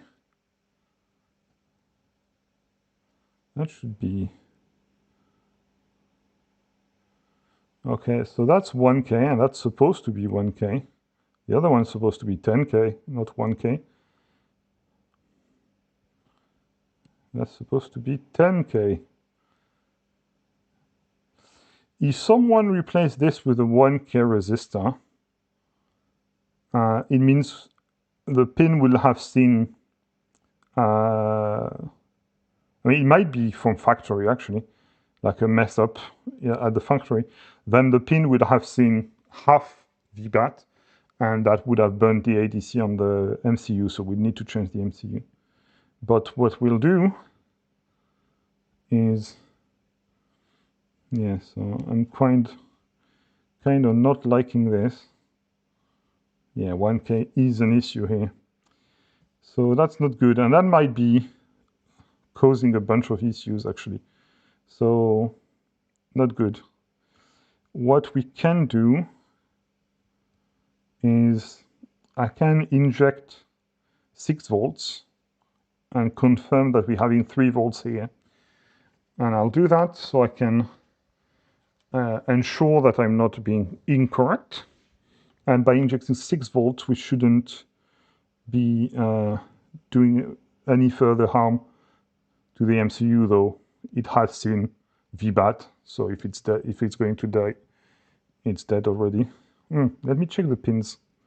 It's not going in as I oh, actually, that doesn't matter. It's not the right one. That's the motor 6528. This is, and the pins are correct. And it's, right, there we go.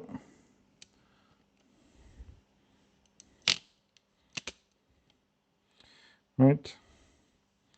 I'll come with my, I'll get my wires back. So I made some banana plug to XT60 and XT30 things, so I don't have to have the very long and annoying wire on the desk all the time. But now we'll go to, I guess we'll do 5 volts. That's pulling almost nothing, but that's expected. Most of the components don't really expect 5 volts. But if we go to volt mode and we check between ground here and this,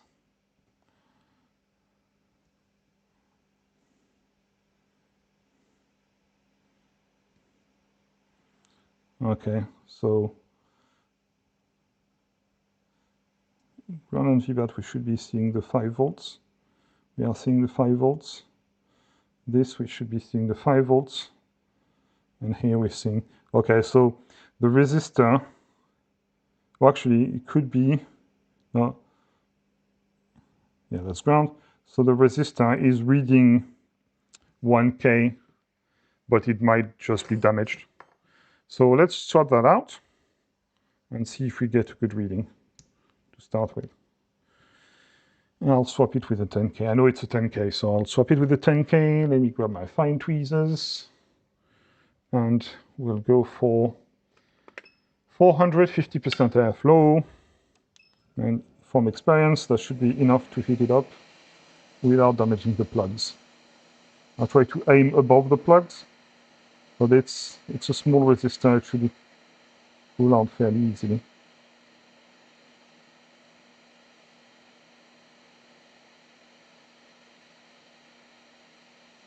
Come on. There we go. I'll delete and toss it. Did I damage anything? I'll put some nice and shiny blobs of fresh solder onto there, if I can. It is, one of them is ground, so it's going to be a bitch to heat up, but we'll see what we can do.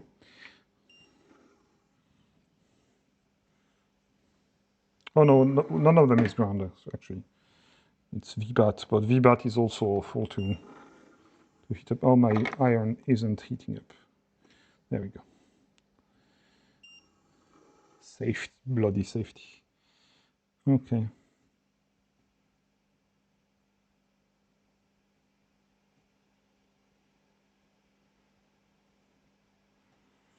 So that's the VBAT pad.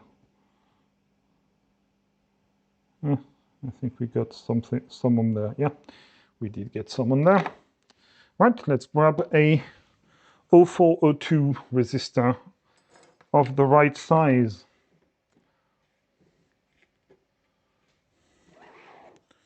.0402 resistor, 10K, that's the right package.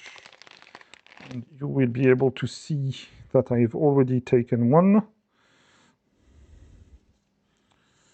5K, 7K, 8K, 10K.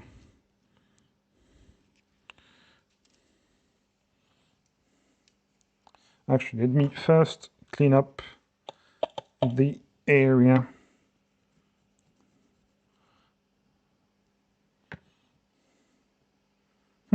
Looks like there's still a bit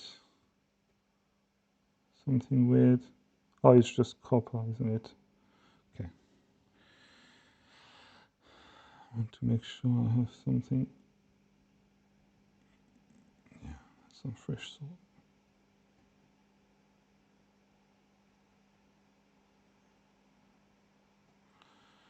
I feel like we have a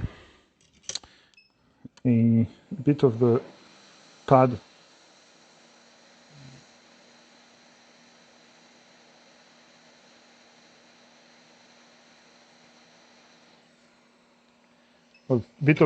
from the resistor I removed. Can't get that tip clean. Can't get the tip clean. There we go.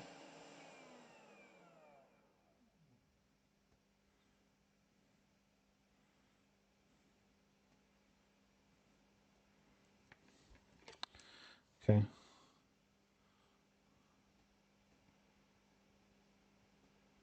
There we go. Now we have a nice blob. Now I'm confident.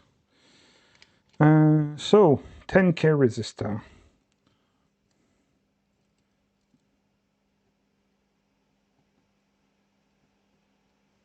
There we go. Some flux. Huh. It's attached to my flux.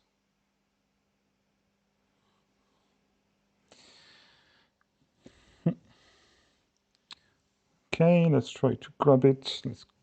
I guess I was going to clean up my tweezers, but there's no point because I'm gonna get them dirty. I prefer doing this with the hot air. Some people prefer with the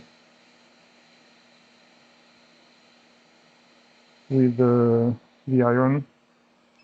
I prefer hot air. There you go. So now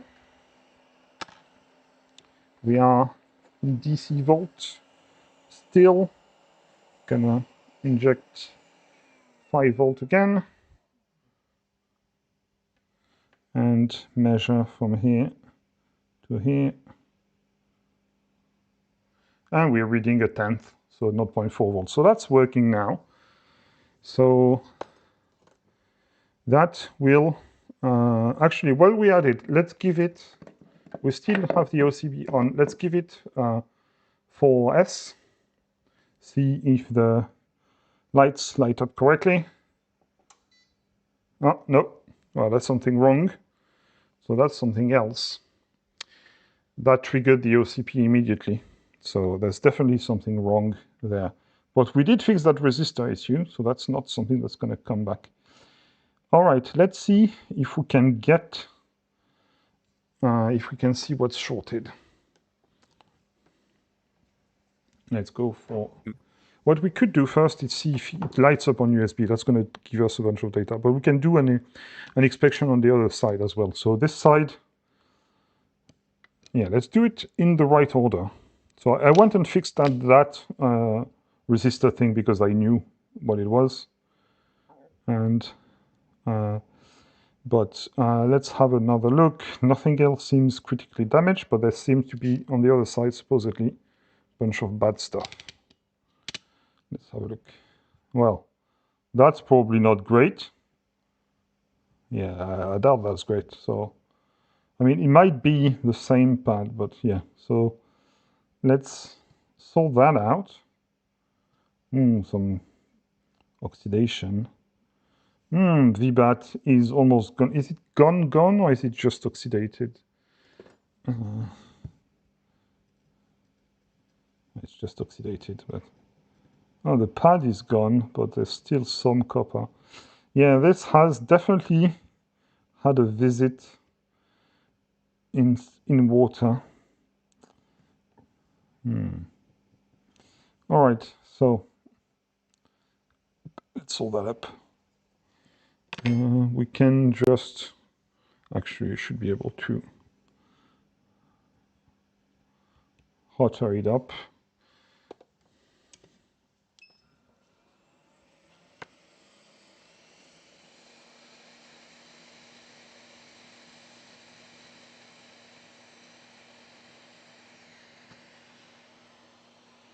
It should let me grab. Should still have some wick laying around. No wick. Did it? Yeah, I lost the wick. I'll do hot air wicking. It's gonna be easier. Grab my wick. And I'm gonna need to wick from the left hand.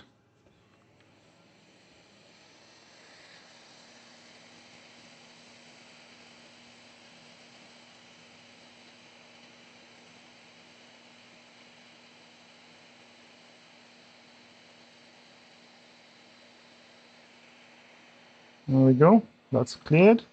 And let's do a bit of measuring of beeping, looking for shorts.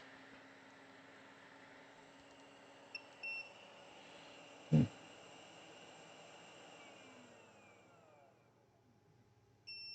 so there might not have been an issue that it's continuous, might be expected to be continuous.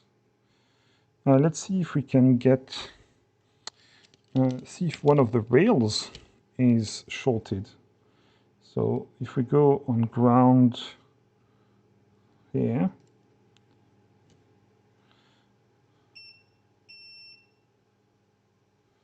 so that's, oh, I'm touching this, I think, yeah. I'm just trying to find, so that's ground. So this side is going to be 3.3, not shorted, 5 volt, not shorted, 10 volt, not shorted, stayed not shorted.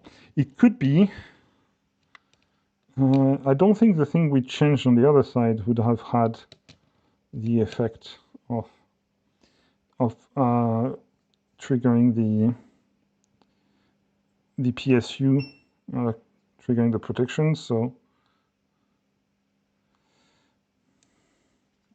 maybe you can look with a thermal camera. Yeah, but I have a few other. I have a few that usually thermal cam is good when you know that you have a short and you want to track down what the short is. But first, I'd like to do some basic checks, and then we'll check whether the USB works. 5 volt, where's 5 volt? 5 volt here. Yeah. So I can confirm that's not shorted. But we'll use the thermal cam if we can't figure out where. Another way to test, actually, instead of sandwiching the caps like I'm doing, is to go ground, and one of the side of the cap should be ground. Almost always, but not strictly always. Like any kind of. Those are in parallel. Any kind of filtering cap will be 4 to ground. And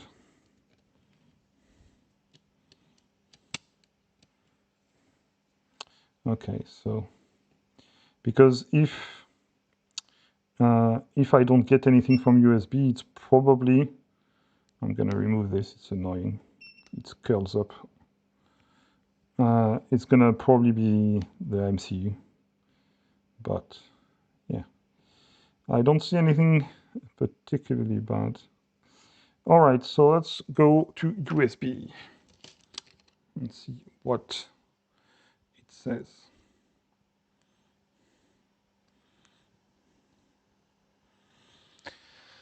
Okay, this can be temporarily put away. Hello, Dylan.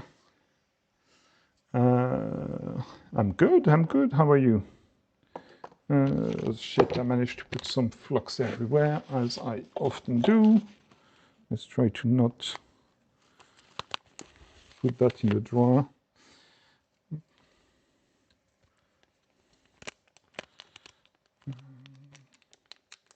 Just trying to keep a few things tidy before I move on. Okay, so that can go away. Now we grab the FNIRC because I don't want to short my PC if I can avoid it. We'll get the other. Where's my other wire? Where did I put it? Is it here? I think I used it for something else. I have one that will do here. It's very long, but right. Let's see if we can get sign of life here. We do. Okay, but we instantly don't get. The status blinks for a short while and then disappears. It is going here. We are drawing almost half an amp, almost a watt, which I don't think is correct. We can connect. And it does. Let's see if it's the normal draw, because I happen to have another one in the box. So test the other one and see how much it draws. Okay, no, it's normal, same amount. So you probably can't see it much here, but you can, yeah, here you can see it's almost a watt, 0.8. But here it keeps blinking, and the other one does not keep blinking. Blinks and then kind of doesn't. And I'm not sure exactly what that means. I've had the case before and it just works fine. Needs to calibrate. Yeah. Could be the target's wrong. It could be a different version of the board. No, it's the S722 Pro. Yeah, it's the same board. Not sure, but it seems to be working. So that's not the end of the world. Let's see. Are we getting? No, we're not getting any kind of hot. Let's see if we can debug the back and get it working off the back. And then we can, yeah, I don't know why the state wouldn't be blinking, but yeah. Let's go, and we know we're looking around likely the 5-volt back. So let's go and figure out which one is the 5-volt back. And then we're going to poke around. We are in continuity mode still, so those are the two coils responsible for the backs. Those will be buck converters, converting high voltage to low voltage. So the output of the back should be on the coils. So if I go to a 10-volt pad, it should be continuous with either this or this. I'm going to be this probably, no? Yes, this one, okay. So that's the 10-volt back, so that's the 5-volt back. And if I go to a 5-volt pad, Here at the bottom, you have to trust me, it's off field, but yeah. Okay. So we're looking for shorts around the 5-volt pad. Putting my hand in flux, it's not very clever.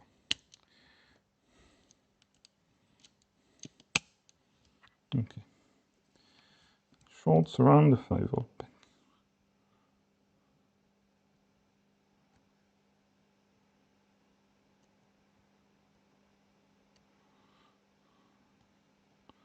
No immediate short.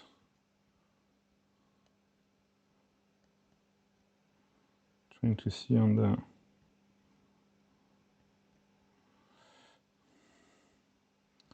okay, so what we can check, I'll see. First of all, I might have made a mistake, so I'll double check that it does indeed trip the OCP when I plug it in. I'll double check that I plugged in the negative, yeah, so that's double checking that the plus is in the plus. So it's this one. Double checking that the pins aren't bent.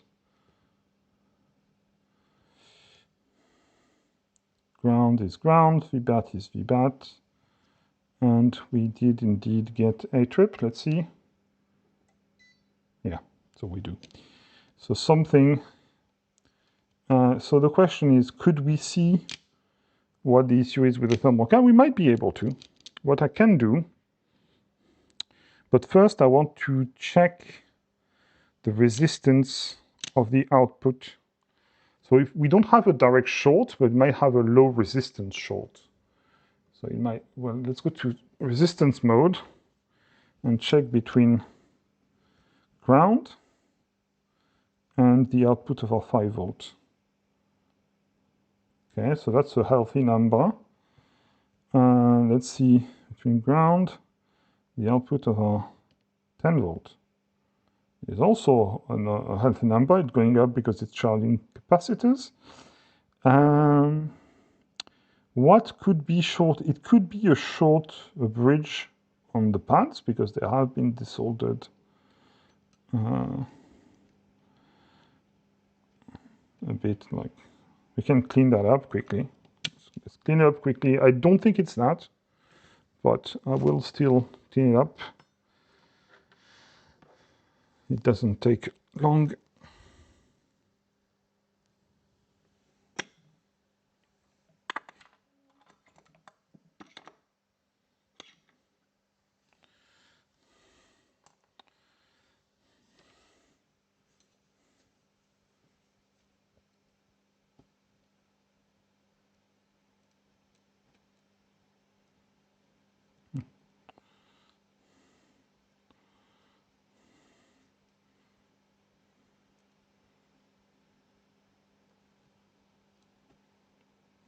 Okay.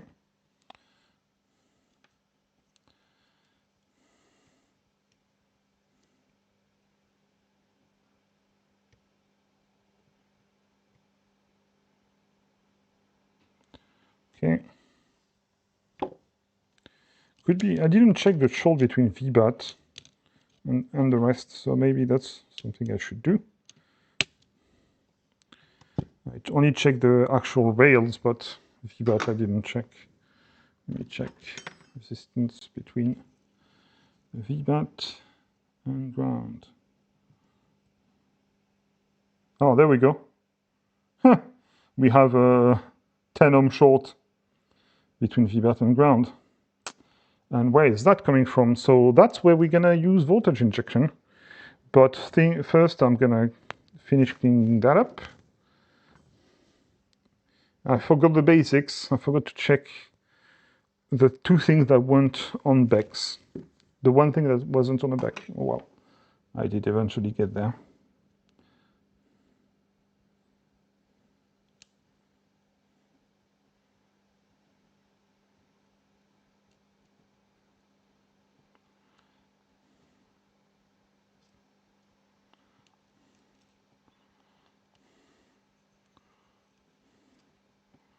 There we go, that's all clean. All right.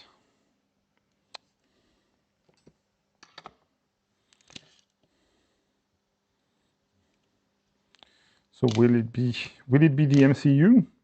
It shouldn't be the MCU. It's not on VBAT. So let's see. So if we have about if you have about 10 ohms, we want to dissipate about 1 watt or a bit more, 2 watts. So we should have 1 watt would be 10 volts. Yeah, so we want to put 10 volts and see what heats up. So let's do that.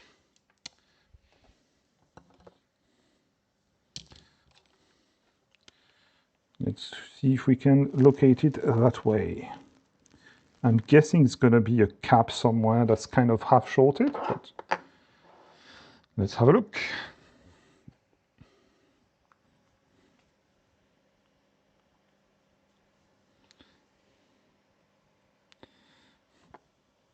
Okay, so let's go down to this mode. And I'm going to remove the OCP, but I'm limited to 1 amp anyway.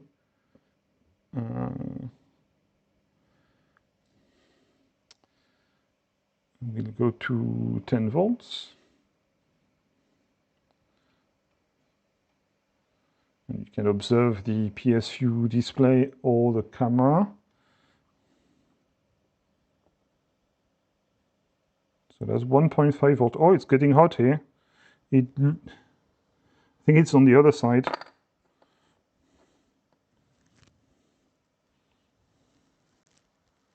There we go. There's the guy. All right. We know who it is. Let's change him. It is looking bad, pretty bad, actually. Yep, it is this guy. Let's remove. Remove.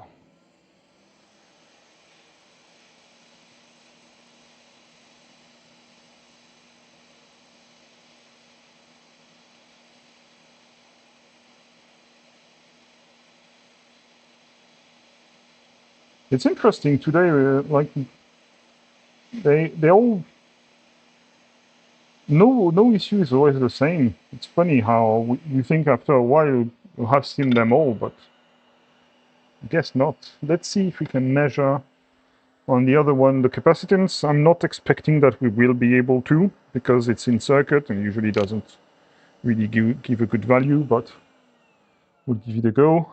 That one also has seen some water. I know why. That's Rice's board, and it did indeed see some water. Let's see if we can measure it. It's always tricky with cap, especially in circuit, but we'll see. Now we wait.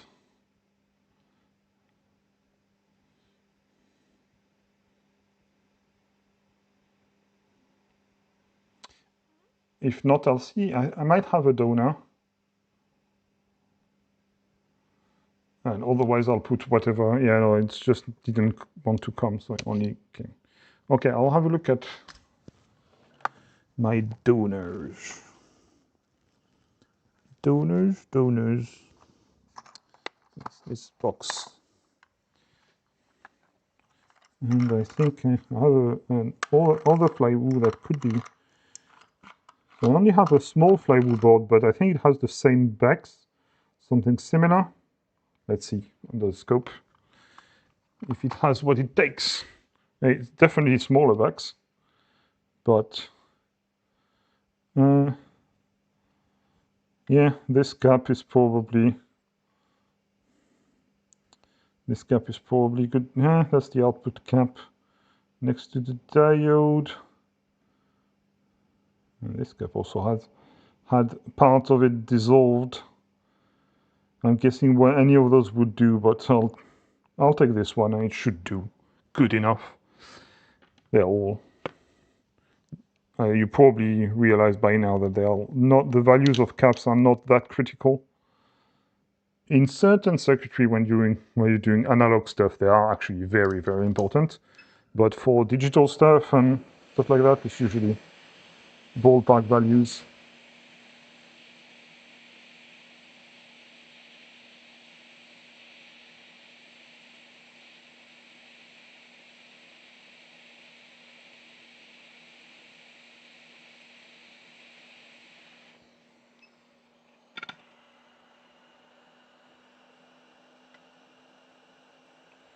Let's go with some flux. I'll do it in place right now.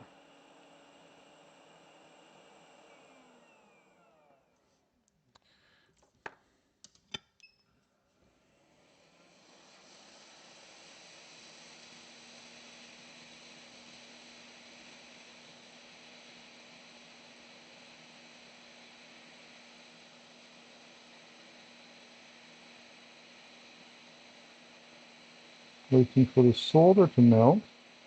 On the left, please. There we go.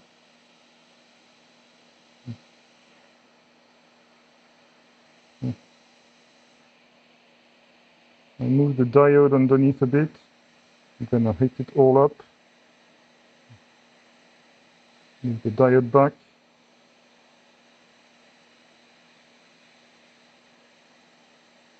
There we go. Good enough. Good enough. And now we test. Well, I'll cool the board down. Let me grab my board cooler.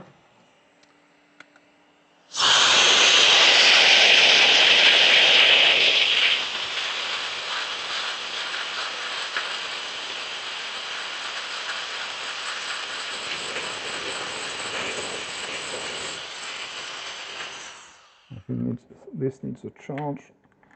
I'll put it to charge in the meantime. And let's see if we still have a short. Let's go to resistant mods back, and we'll test between VBAT and ground as we did before. And we now have a big number that goes up. All right, let's see if we have resolved the problem.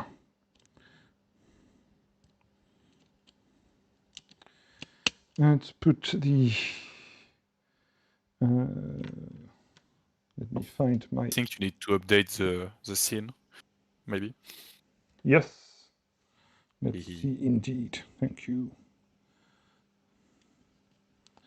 Let's see if we figure it out.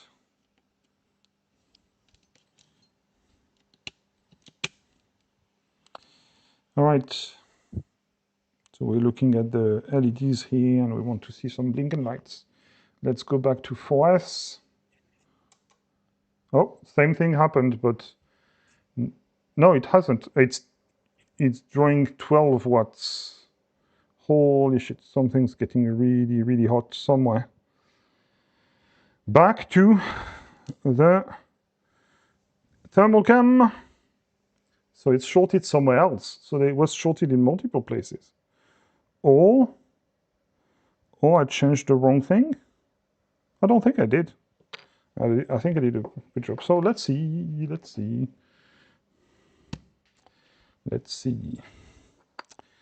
Thermal cam back. That is an interesting board. Has some cascading failures. Wait for the thing to calibrate. There we go. Huh. So it's the same location, it's another cap. Yeah. This guy. All right, let's change this guy. They're all the corroded ones. Oh, which one is it? Yeah, the leftmost one. Yep. Okay. What I'm gonna do is remove it And no, I'll actually replace it because it takes 2 seconds, but I want to, before I try powering up again, I'll do another test. So that's the top guy. Let's remove this.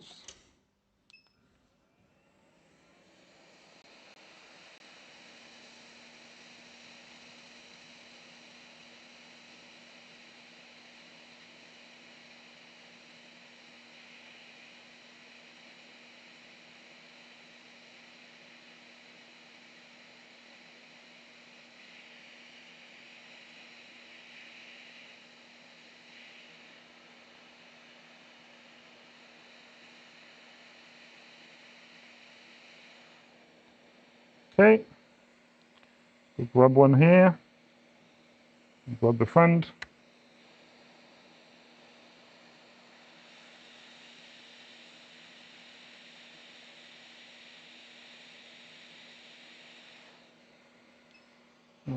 Done some flux.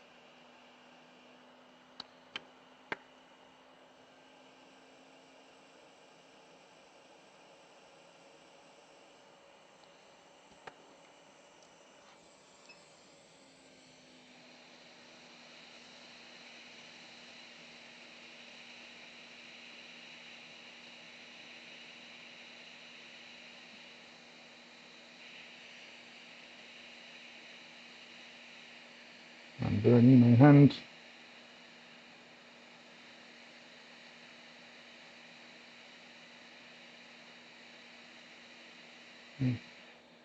I'm trembling because my hand is burning. I think we're good.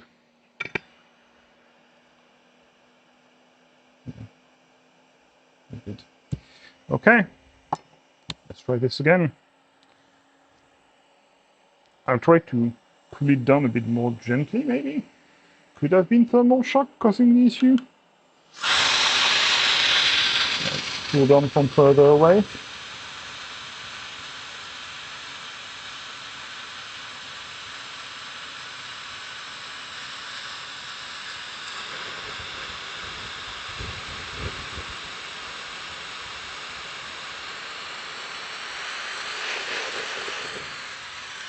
Okay.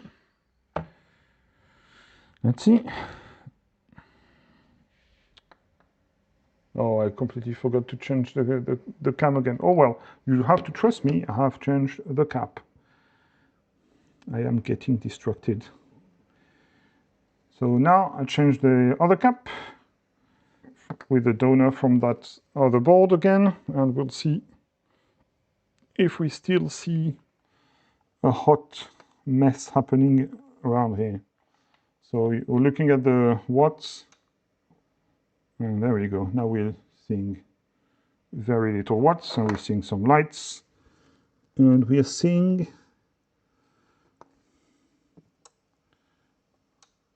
so we are not seeing the 5 volts at all. So we managed to fix the issue, but now the 5 volt BEC is not working.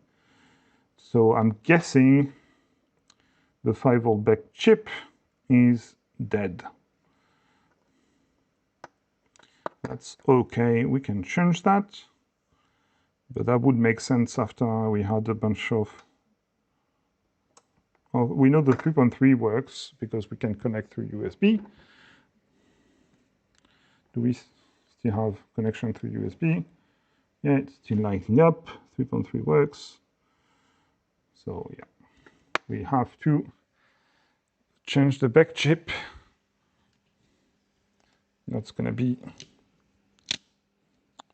We'll do a double check on the other components, see if they have normal readings. Like for example, none of the caps have a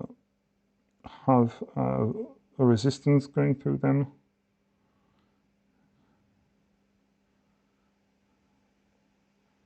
Okay, that's happened. There's a bunch of weird thing happening to it, but that's because it's probably trying to boot up.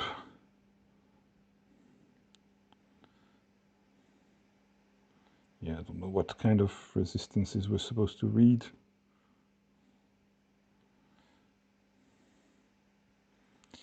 Okay, so it would be, I'm guessing that's an AMG chip, but it's an AMG chip. So I have to find the donor for the AMG chip and swap it out. I know this doesn't have any because I have removed them, I've stolen them. Let's see if we can get AMG chip donors. They are getting fairly rare. Unfortunately, I still like. Well, is this AMG chips? Yeah, I think so. No, no, it's not. Nope, it's a different reference. And on the other side, yeah, oh, that's the drivers. 2 drivers. Okay, I do not have an AMG chip on this board. Do I have one on an AIO? AMG chip. I mean, should be fine, right? It's only burnt here. Yeah, should be fine. Maybe. I mean, doesn't hurt to try. Doesn't hurt to try. It's far away from the fire damage that I'm hopeful. Right. Let's remove it. Let's remove this one first.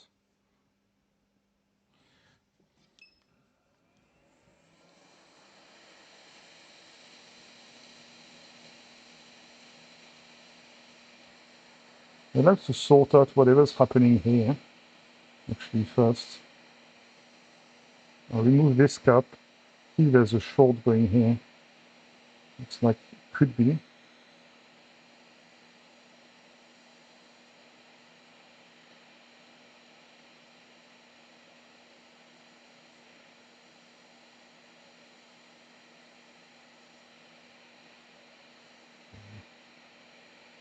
Maybe it couldn't be.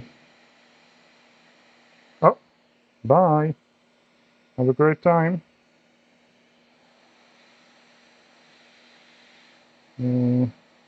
Other way.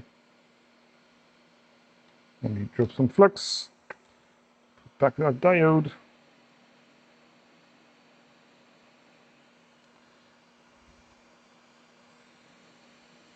And see the line on the diode needs to line up, so it's the other way around.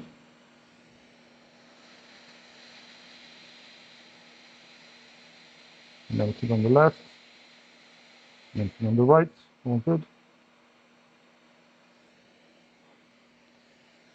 Pretty sure I'll still tap it a bit.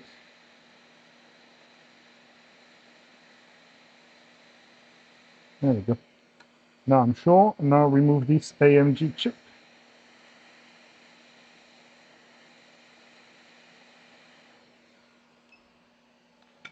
So it was facing right side up. Now let's put on some flux. Let's go here. But this one is in the same direction, so it's easy.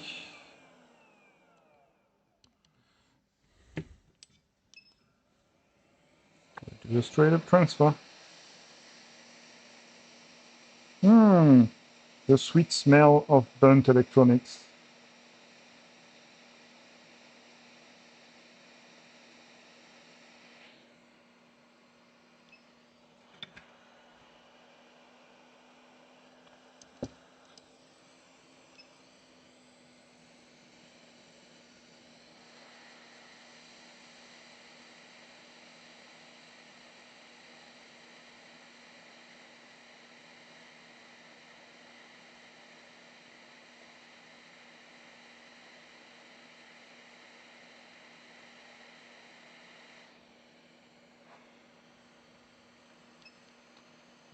I could see nice blobs on all sides, so I know it's soldered correctly. Will it have fixed the thing? I mean, the whole thing is completely battered. I would probably want to swap that cap as well because it's all melted. But we'll see. We'll see. we could have success here. We could have success. Let's cool it off.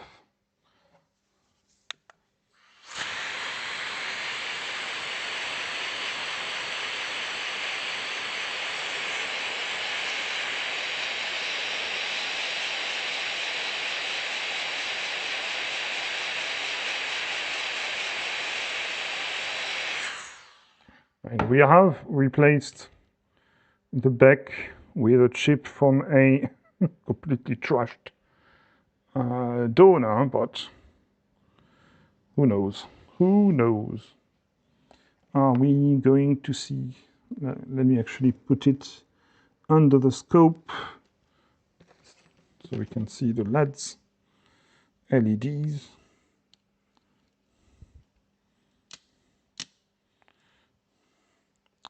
LEDs are here, and 4S and OCP. Okay. Yep, still no 5 volt.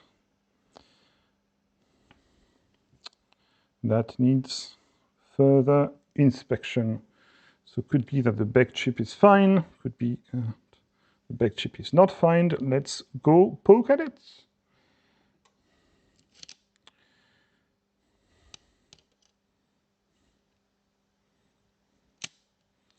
I'm going to go into multimeter mode.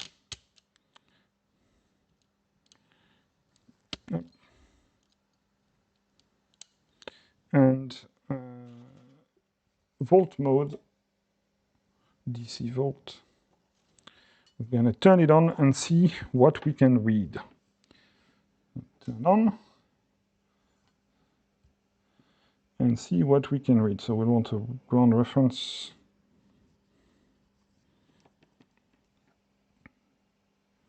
We should see VBAT, or I think VBAT should be one of them here.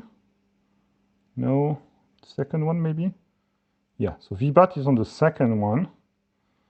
And we should be seeing 5 volts, I think, on this one. And we are not. Is it a case of the enable pin being low? I've seen that before when the enable pin is low, which means the BEC isn't turned on.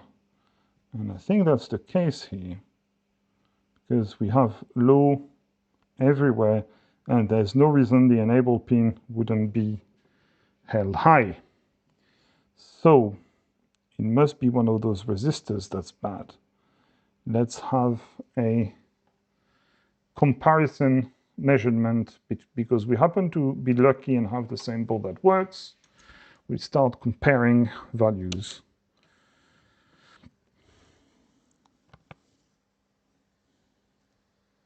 Also still have the MG, which might be perfectly fine, so keep that around. At the moment, we have no reason to suspect the AMG chip anymore. So let's do a resistance measurement on. So this resistor at the top should measure 100K.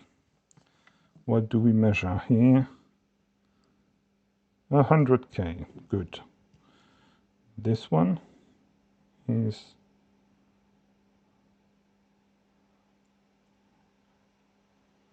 changing charging caps. So about 22 ohms. And the one below is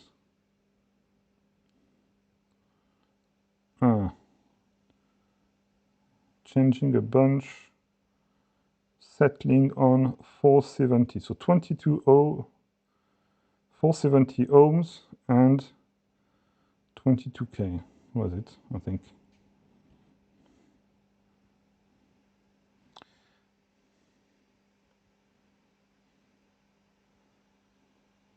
Nothing?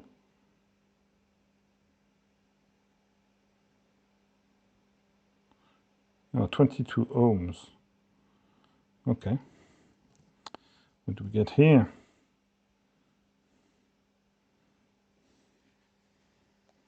Do we eventually get? Okay, about similar, 22 ohms. And here, 47 ohms. Okay, that seems similar. What about this one?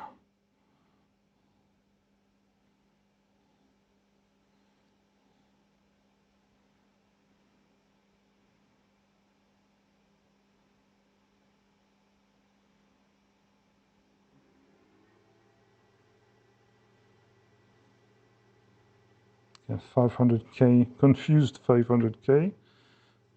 About this one. Is it also a confused 500K? Is it nothing? Okay. 330, okay, 350K. It doesn't sound like it's. Does this stabilize at some point?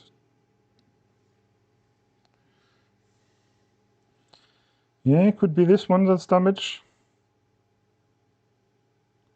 Kind of matches because I think that's the one that pulls the enable pin up. Let's see.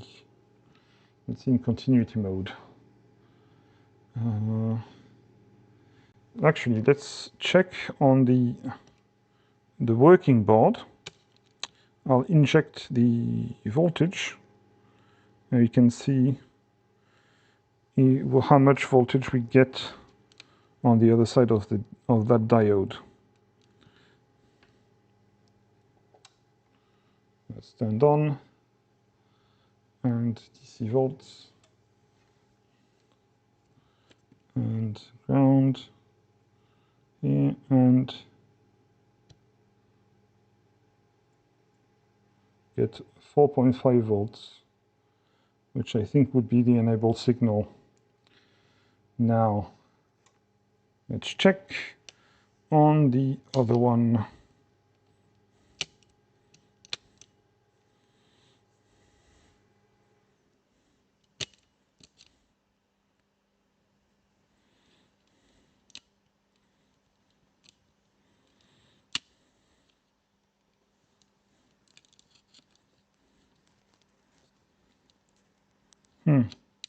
Those things are getting stuck. I need to lube them.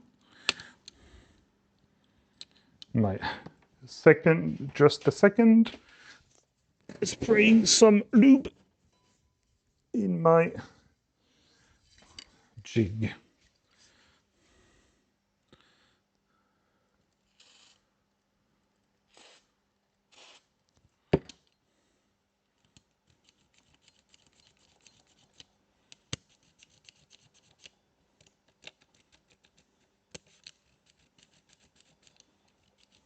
Hopefully it should be better.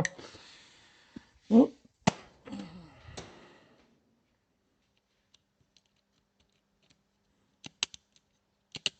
Oh, yeah, better. All right, so let's see what we measure here. So ground and here. I'm guessing here we're gonna measure, yeah. So this resistor is bad. And I think we need a 500K. Oh, hey, Brandon Beans. So you're saying you want to learn how to do hot air repair. There's also Joseph DeHarry that he has bought all the hardware to do so, and that it's not doing it. So you need to work with him, and we need to mount an international team of repairs. What do you need? So the base, let me show you. The base gear you're going to need is some form of microscope. You don't need anything as fancy as this. You can get a Tom Love microscope for about $60 to $80, I think. That's a digital one with a small screen. Perfectly fine to do that kind of stuff.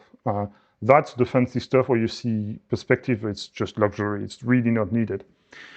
You need a hot air station. You can get a cheap one. You can get a so the one I have, it's a kind of the best value of the more higher end ones, and you get a bit more finer control on the airflow and stuff like that. But the cheaper ones with the heater on the handle, they do the job perfectly fine.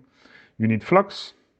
You don't, having a very thin iron tip like I have, so I have a bunch of them, but the one I use when I need precision is this one. It is fairly thin.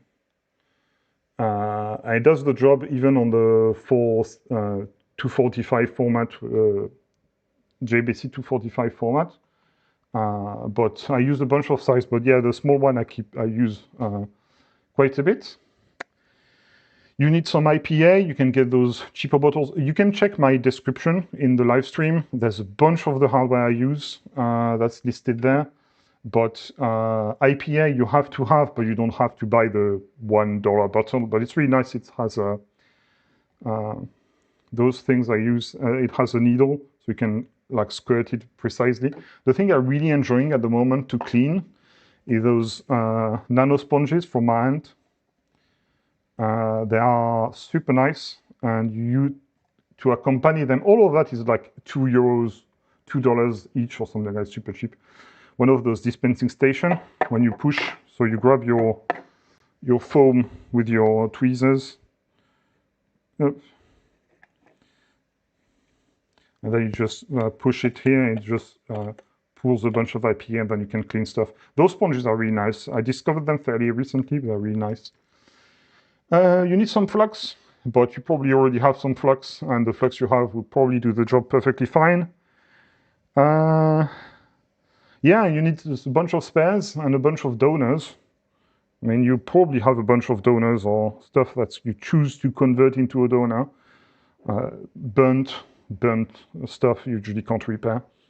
But yeah, and you absolutely feel free to hit me up to join you in your live show, so to help diagnose stuff. I'm a bit ahead of you probably, but not that far ahead. I only started doing it fairly recently, and you get used to doing it fairly quick. It's very interesting. And some repairs like this one is a bit more involved and includes a bit more diagnostic. Thermal cam helps, but you can do without. You can do by spraying alcohol and then injecting voltage, and you will see where the alcohol evaporates. So that's really good. Yeah, it's really hot air, good iron, cleaning supplies, and microscope, and you're good to go. So hopefully you get started on that. And yeah, I'm here to help as much as I can. I love when people want to repair their shit. So I'll be absolutely delighted to help. All right, so let's see if we can. Oh, tweezers. You want tweezers? I have a good selection of tweezers in my description. Good tweezers like those ones. Those ones I really, really like. It's the tool one. They're in the description, and they're really fine, but also have some grip, some knurling inside, means stuff stays. Let's do a quick, probably should have done that before, but let's do a quick cleaning of that board, because it is awful. Do a quick clean.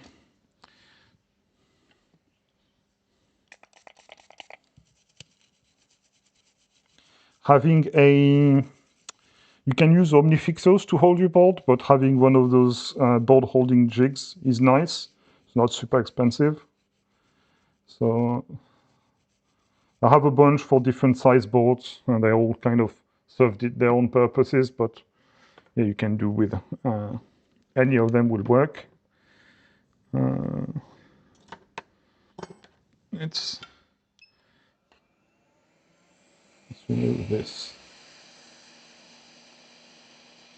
Hopefully it's just the enable not being on correctly.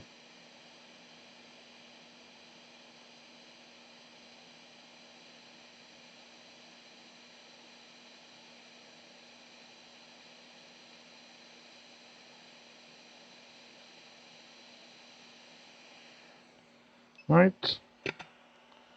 Let's go grab a 240K resistor. That's 0402, I think.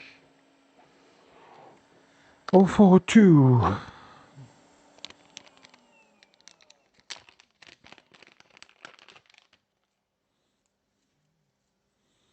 And we want about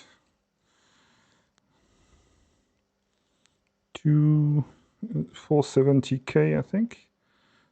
470K, that's the one. Tweezers, where did I put my tweezers? Here.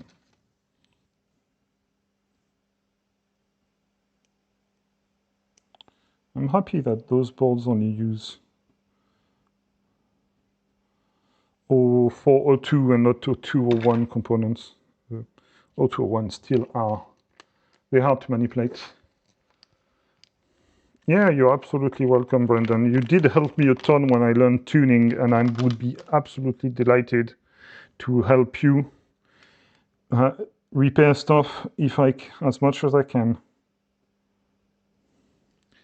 That would be amazing. I keep poking at Joseph to actually start bloody doing it, but he's a coward.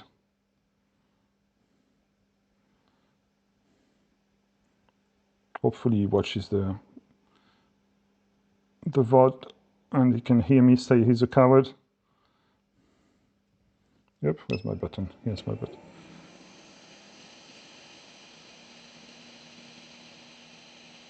Let's wait till we see that the solder is melted. I think it's melted at least on one side. I think it's a bit on both sides. Okay, good. Let's zoom in, enhance. I might reflow it. I don't like how it's looking on the right, so I'll reflow it quickly. Let's see some shiny solder. See you, Mac Shaky.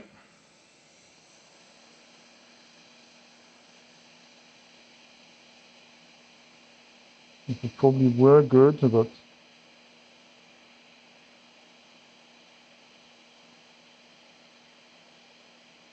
yeah, now it's all shiny on the right. It's better. It's not perfect, but it's better. All right, let's see if we get 5 volts. Let's cool this off. Do we get 5 volts on the enable? If we don't, it might be the chip that's shorted internally. I could probably check that. Actually, I will check that. I will check that while it cools down. So continuity mode. So we need to find which pin matches. Oh, why is it moving? Oh, it's not well fixed. All right, no, it's not in focus. Okay, so we want to check what pin corresponds to this. It's this one. Let's see if it's shorted to ground. Where's ground? No, it's not. So hopefully we power it up. Oh, man, that was a bad solder joint. That was a bad solder. Let me fix it up with an iron. Oh, man, if that was a bad solder joint, I saw the solder being nice and shiny and everything. How many times have I messed that up? I'll do it with the iron. And that makes me doubt everything I've done before. Hopefully not. Let's assume it's been mostly good most of the time.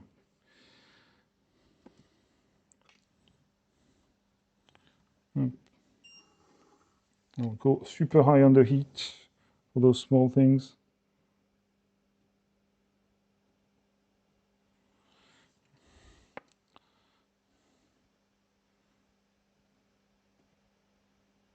Could be that the pad is ripped. Now we're good, well connected. Let's see, maybe the pad was ripped and it would explain. It's well attached now. Okay, well, that was me messing up, I think. Let's clean it up. Clean it up. Where's my sponges? Sponges.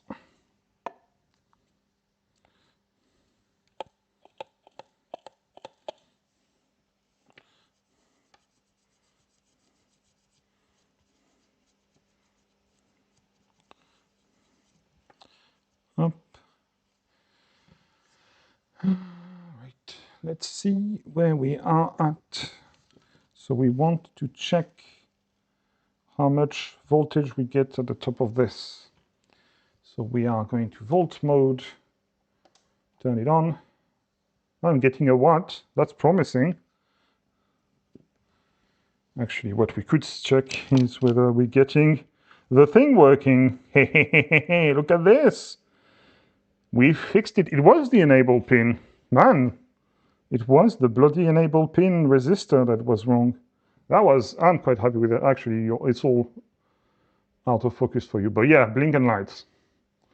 All right, let's see if we also fixed the original issue, which was the ADC not working with the resistor not working. And let's go overhead. Let's put that away.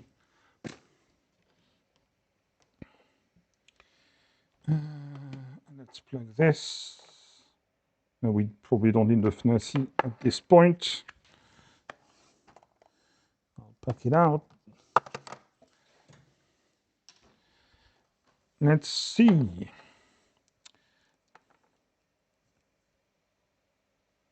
Okay, same behavior as before. And screen share. So what we're looking at is, so that's all working, and we're looking at up here at the volt, and it's working. So we have repaired this as well. And I think we're all good. I don't know why the status, now the status is blinking. Maybe I don't know why the status is blinking on the other one and not this one when it's just USB.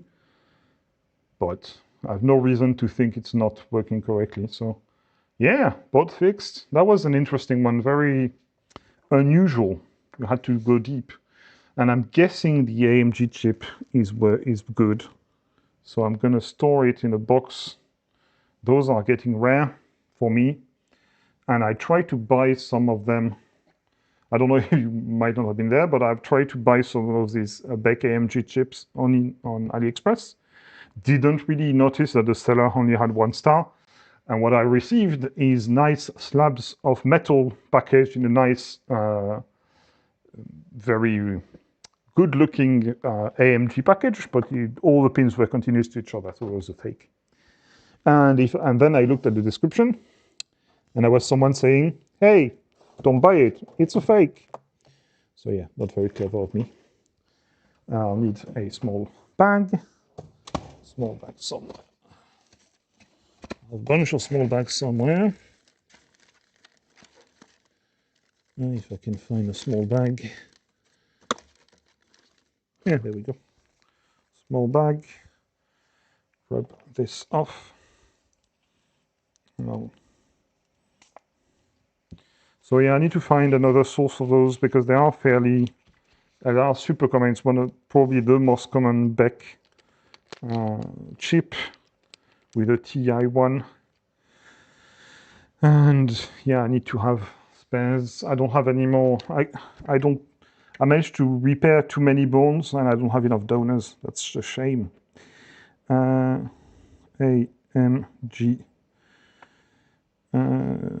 BEC. There we go. We have a small bag of AMG BEC chips. There's only one, which is unproven to be working, but pretty sure it is. Awesome. We repaired it. And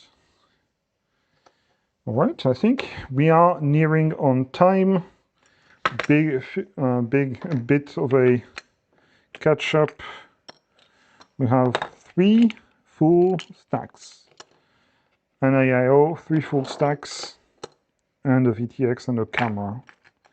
So we are good for the next session, which is next weekend. I mean, it's most weekends, but this weekend the weather was awful. So, all right, I think I'm gonna stop there. 5 minutes, 4 minutes ahead of time. Hopefully, you all enjoyed or will enjoy if you're looking at the VOD. So I guess you are enjoying. So hopefully that's also useful to you. I'll keep investigating this ESC when I have time, and I'll try to let you know what happens with it, and maybe fix it on the live stream if I figure it out. But that shouldn't be too hard. I wish you all a very good week, very good evening. I will see you next time, and have a good one. Bye.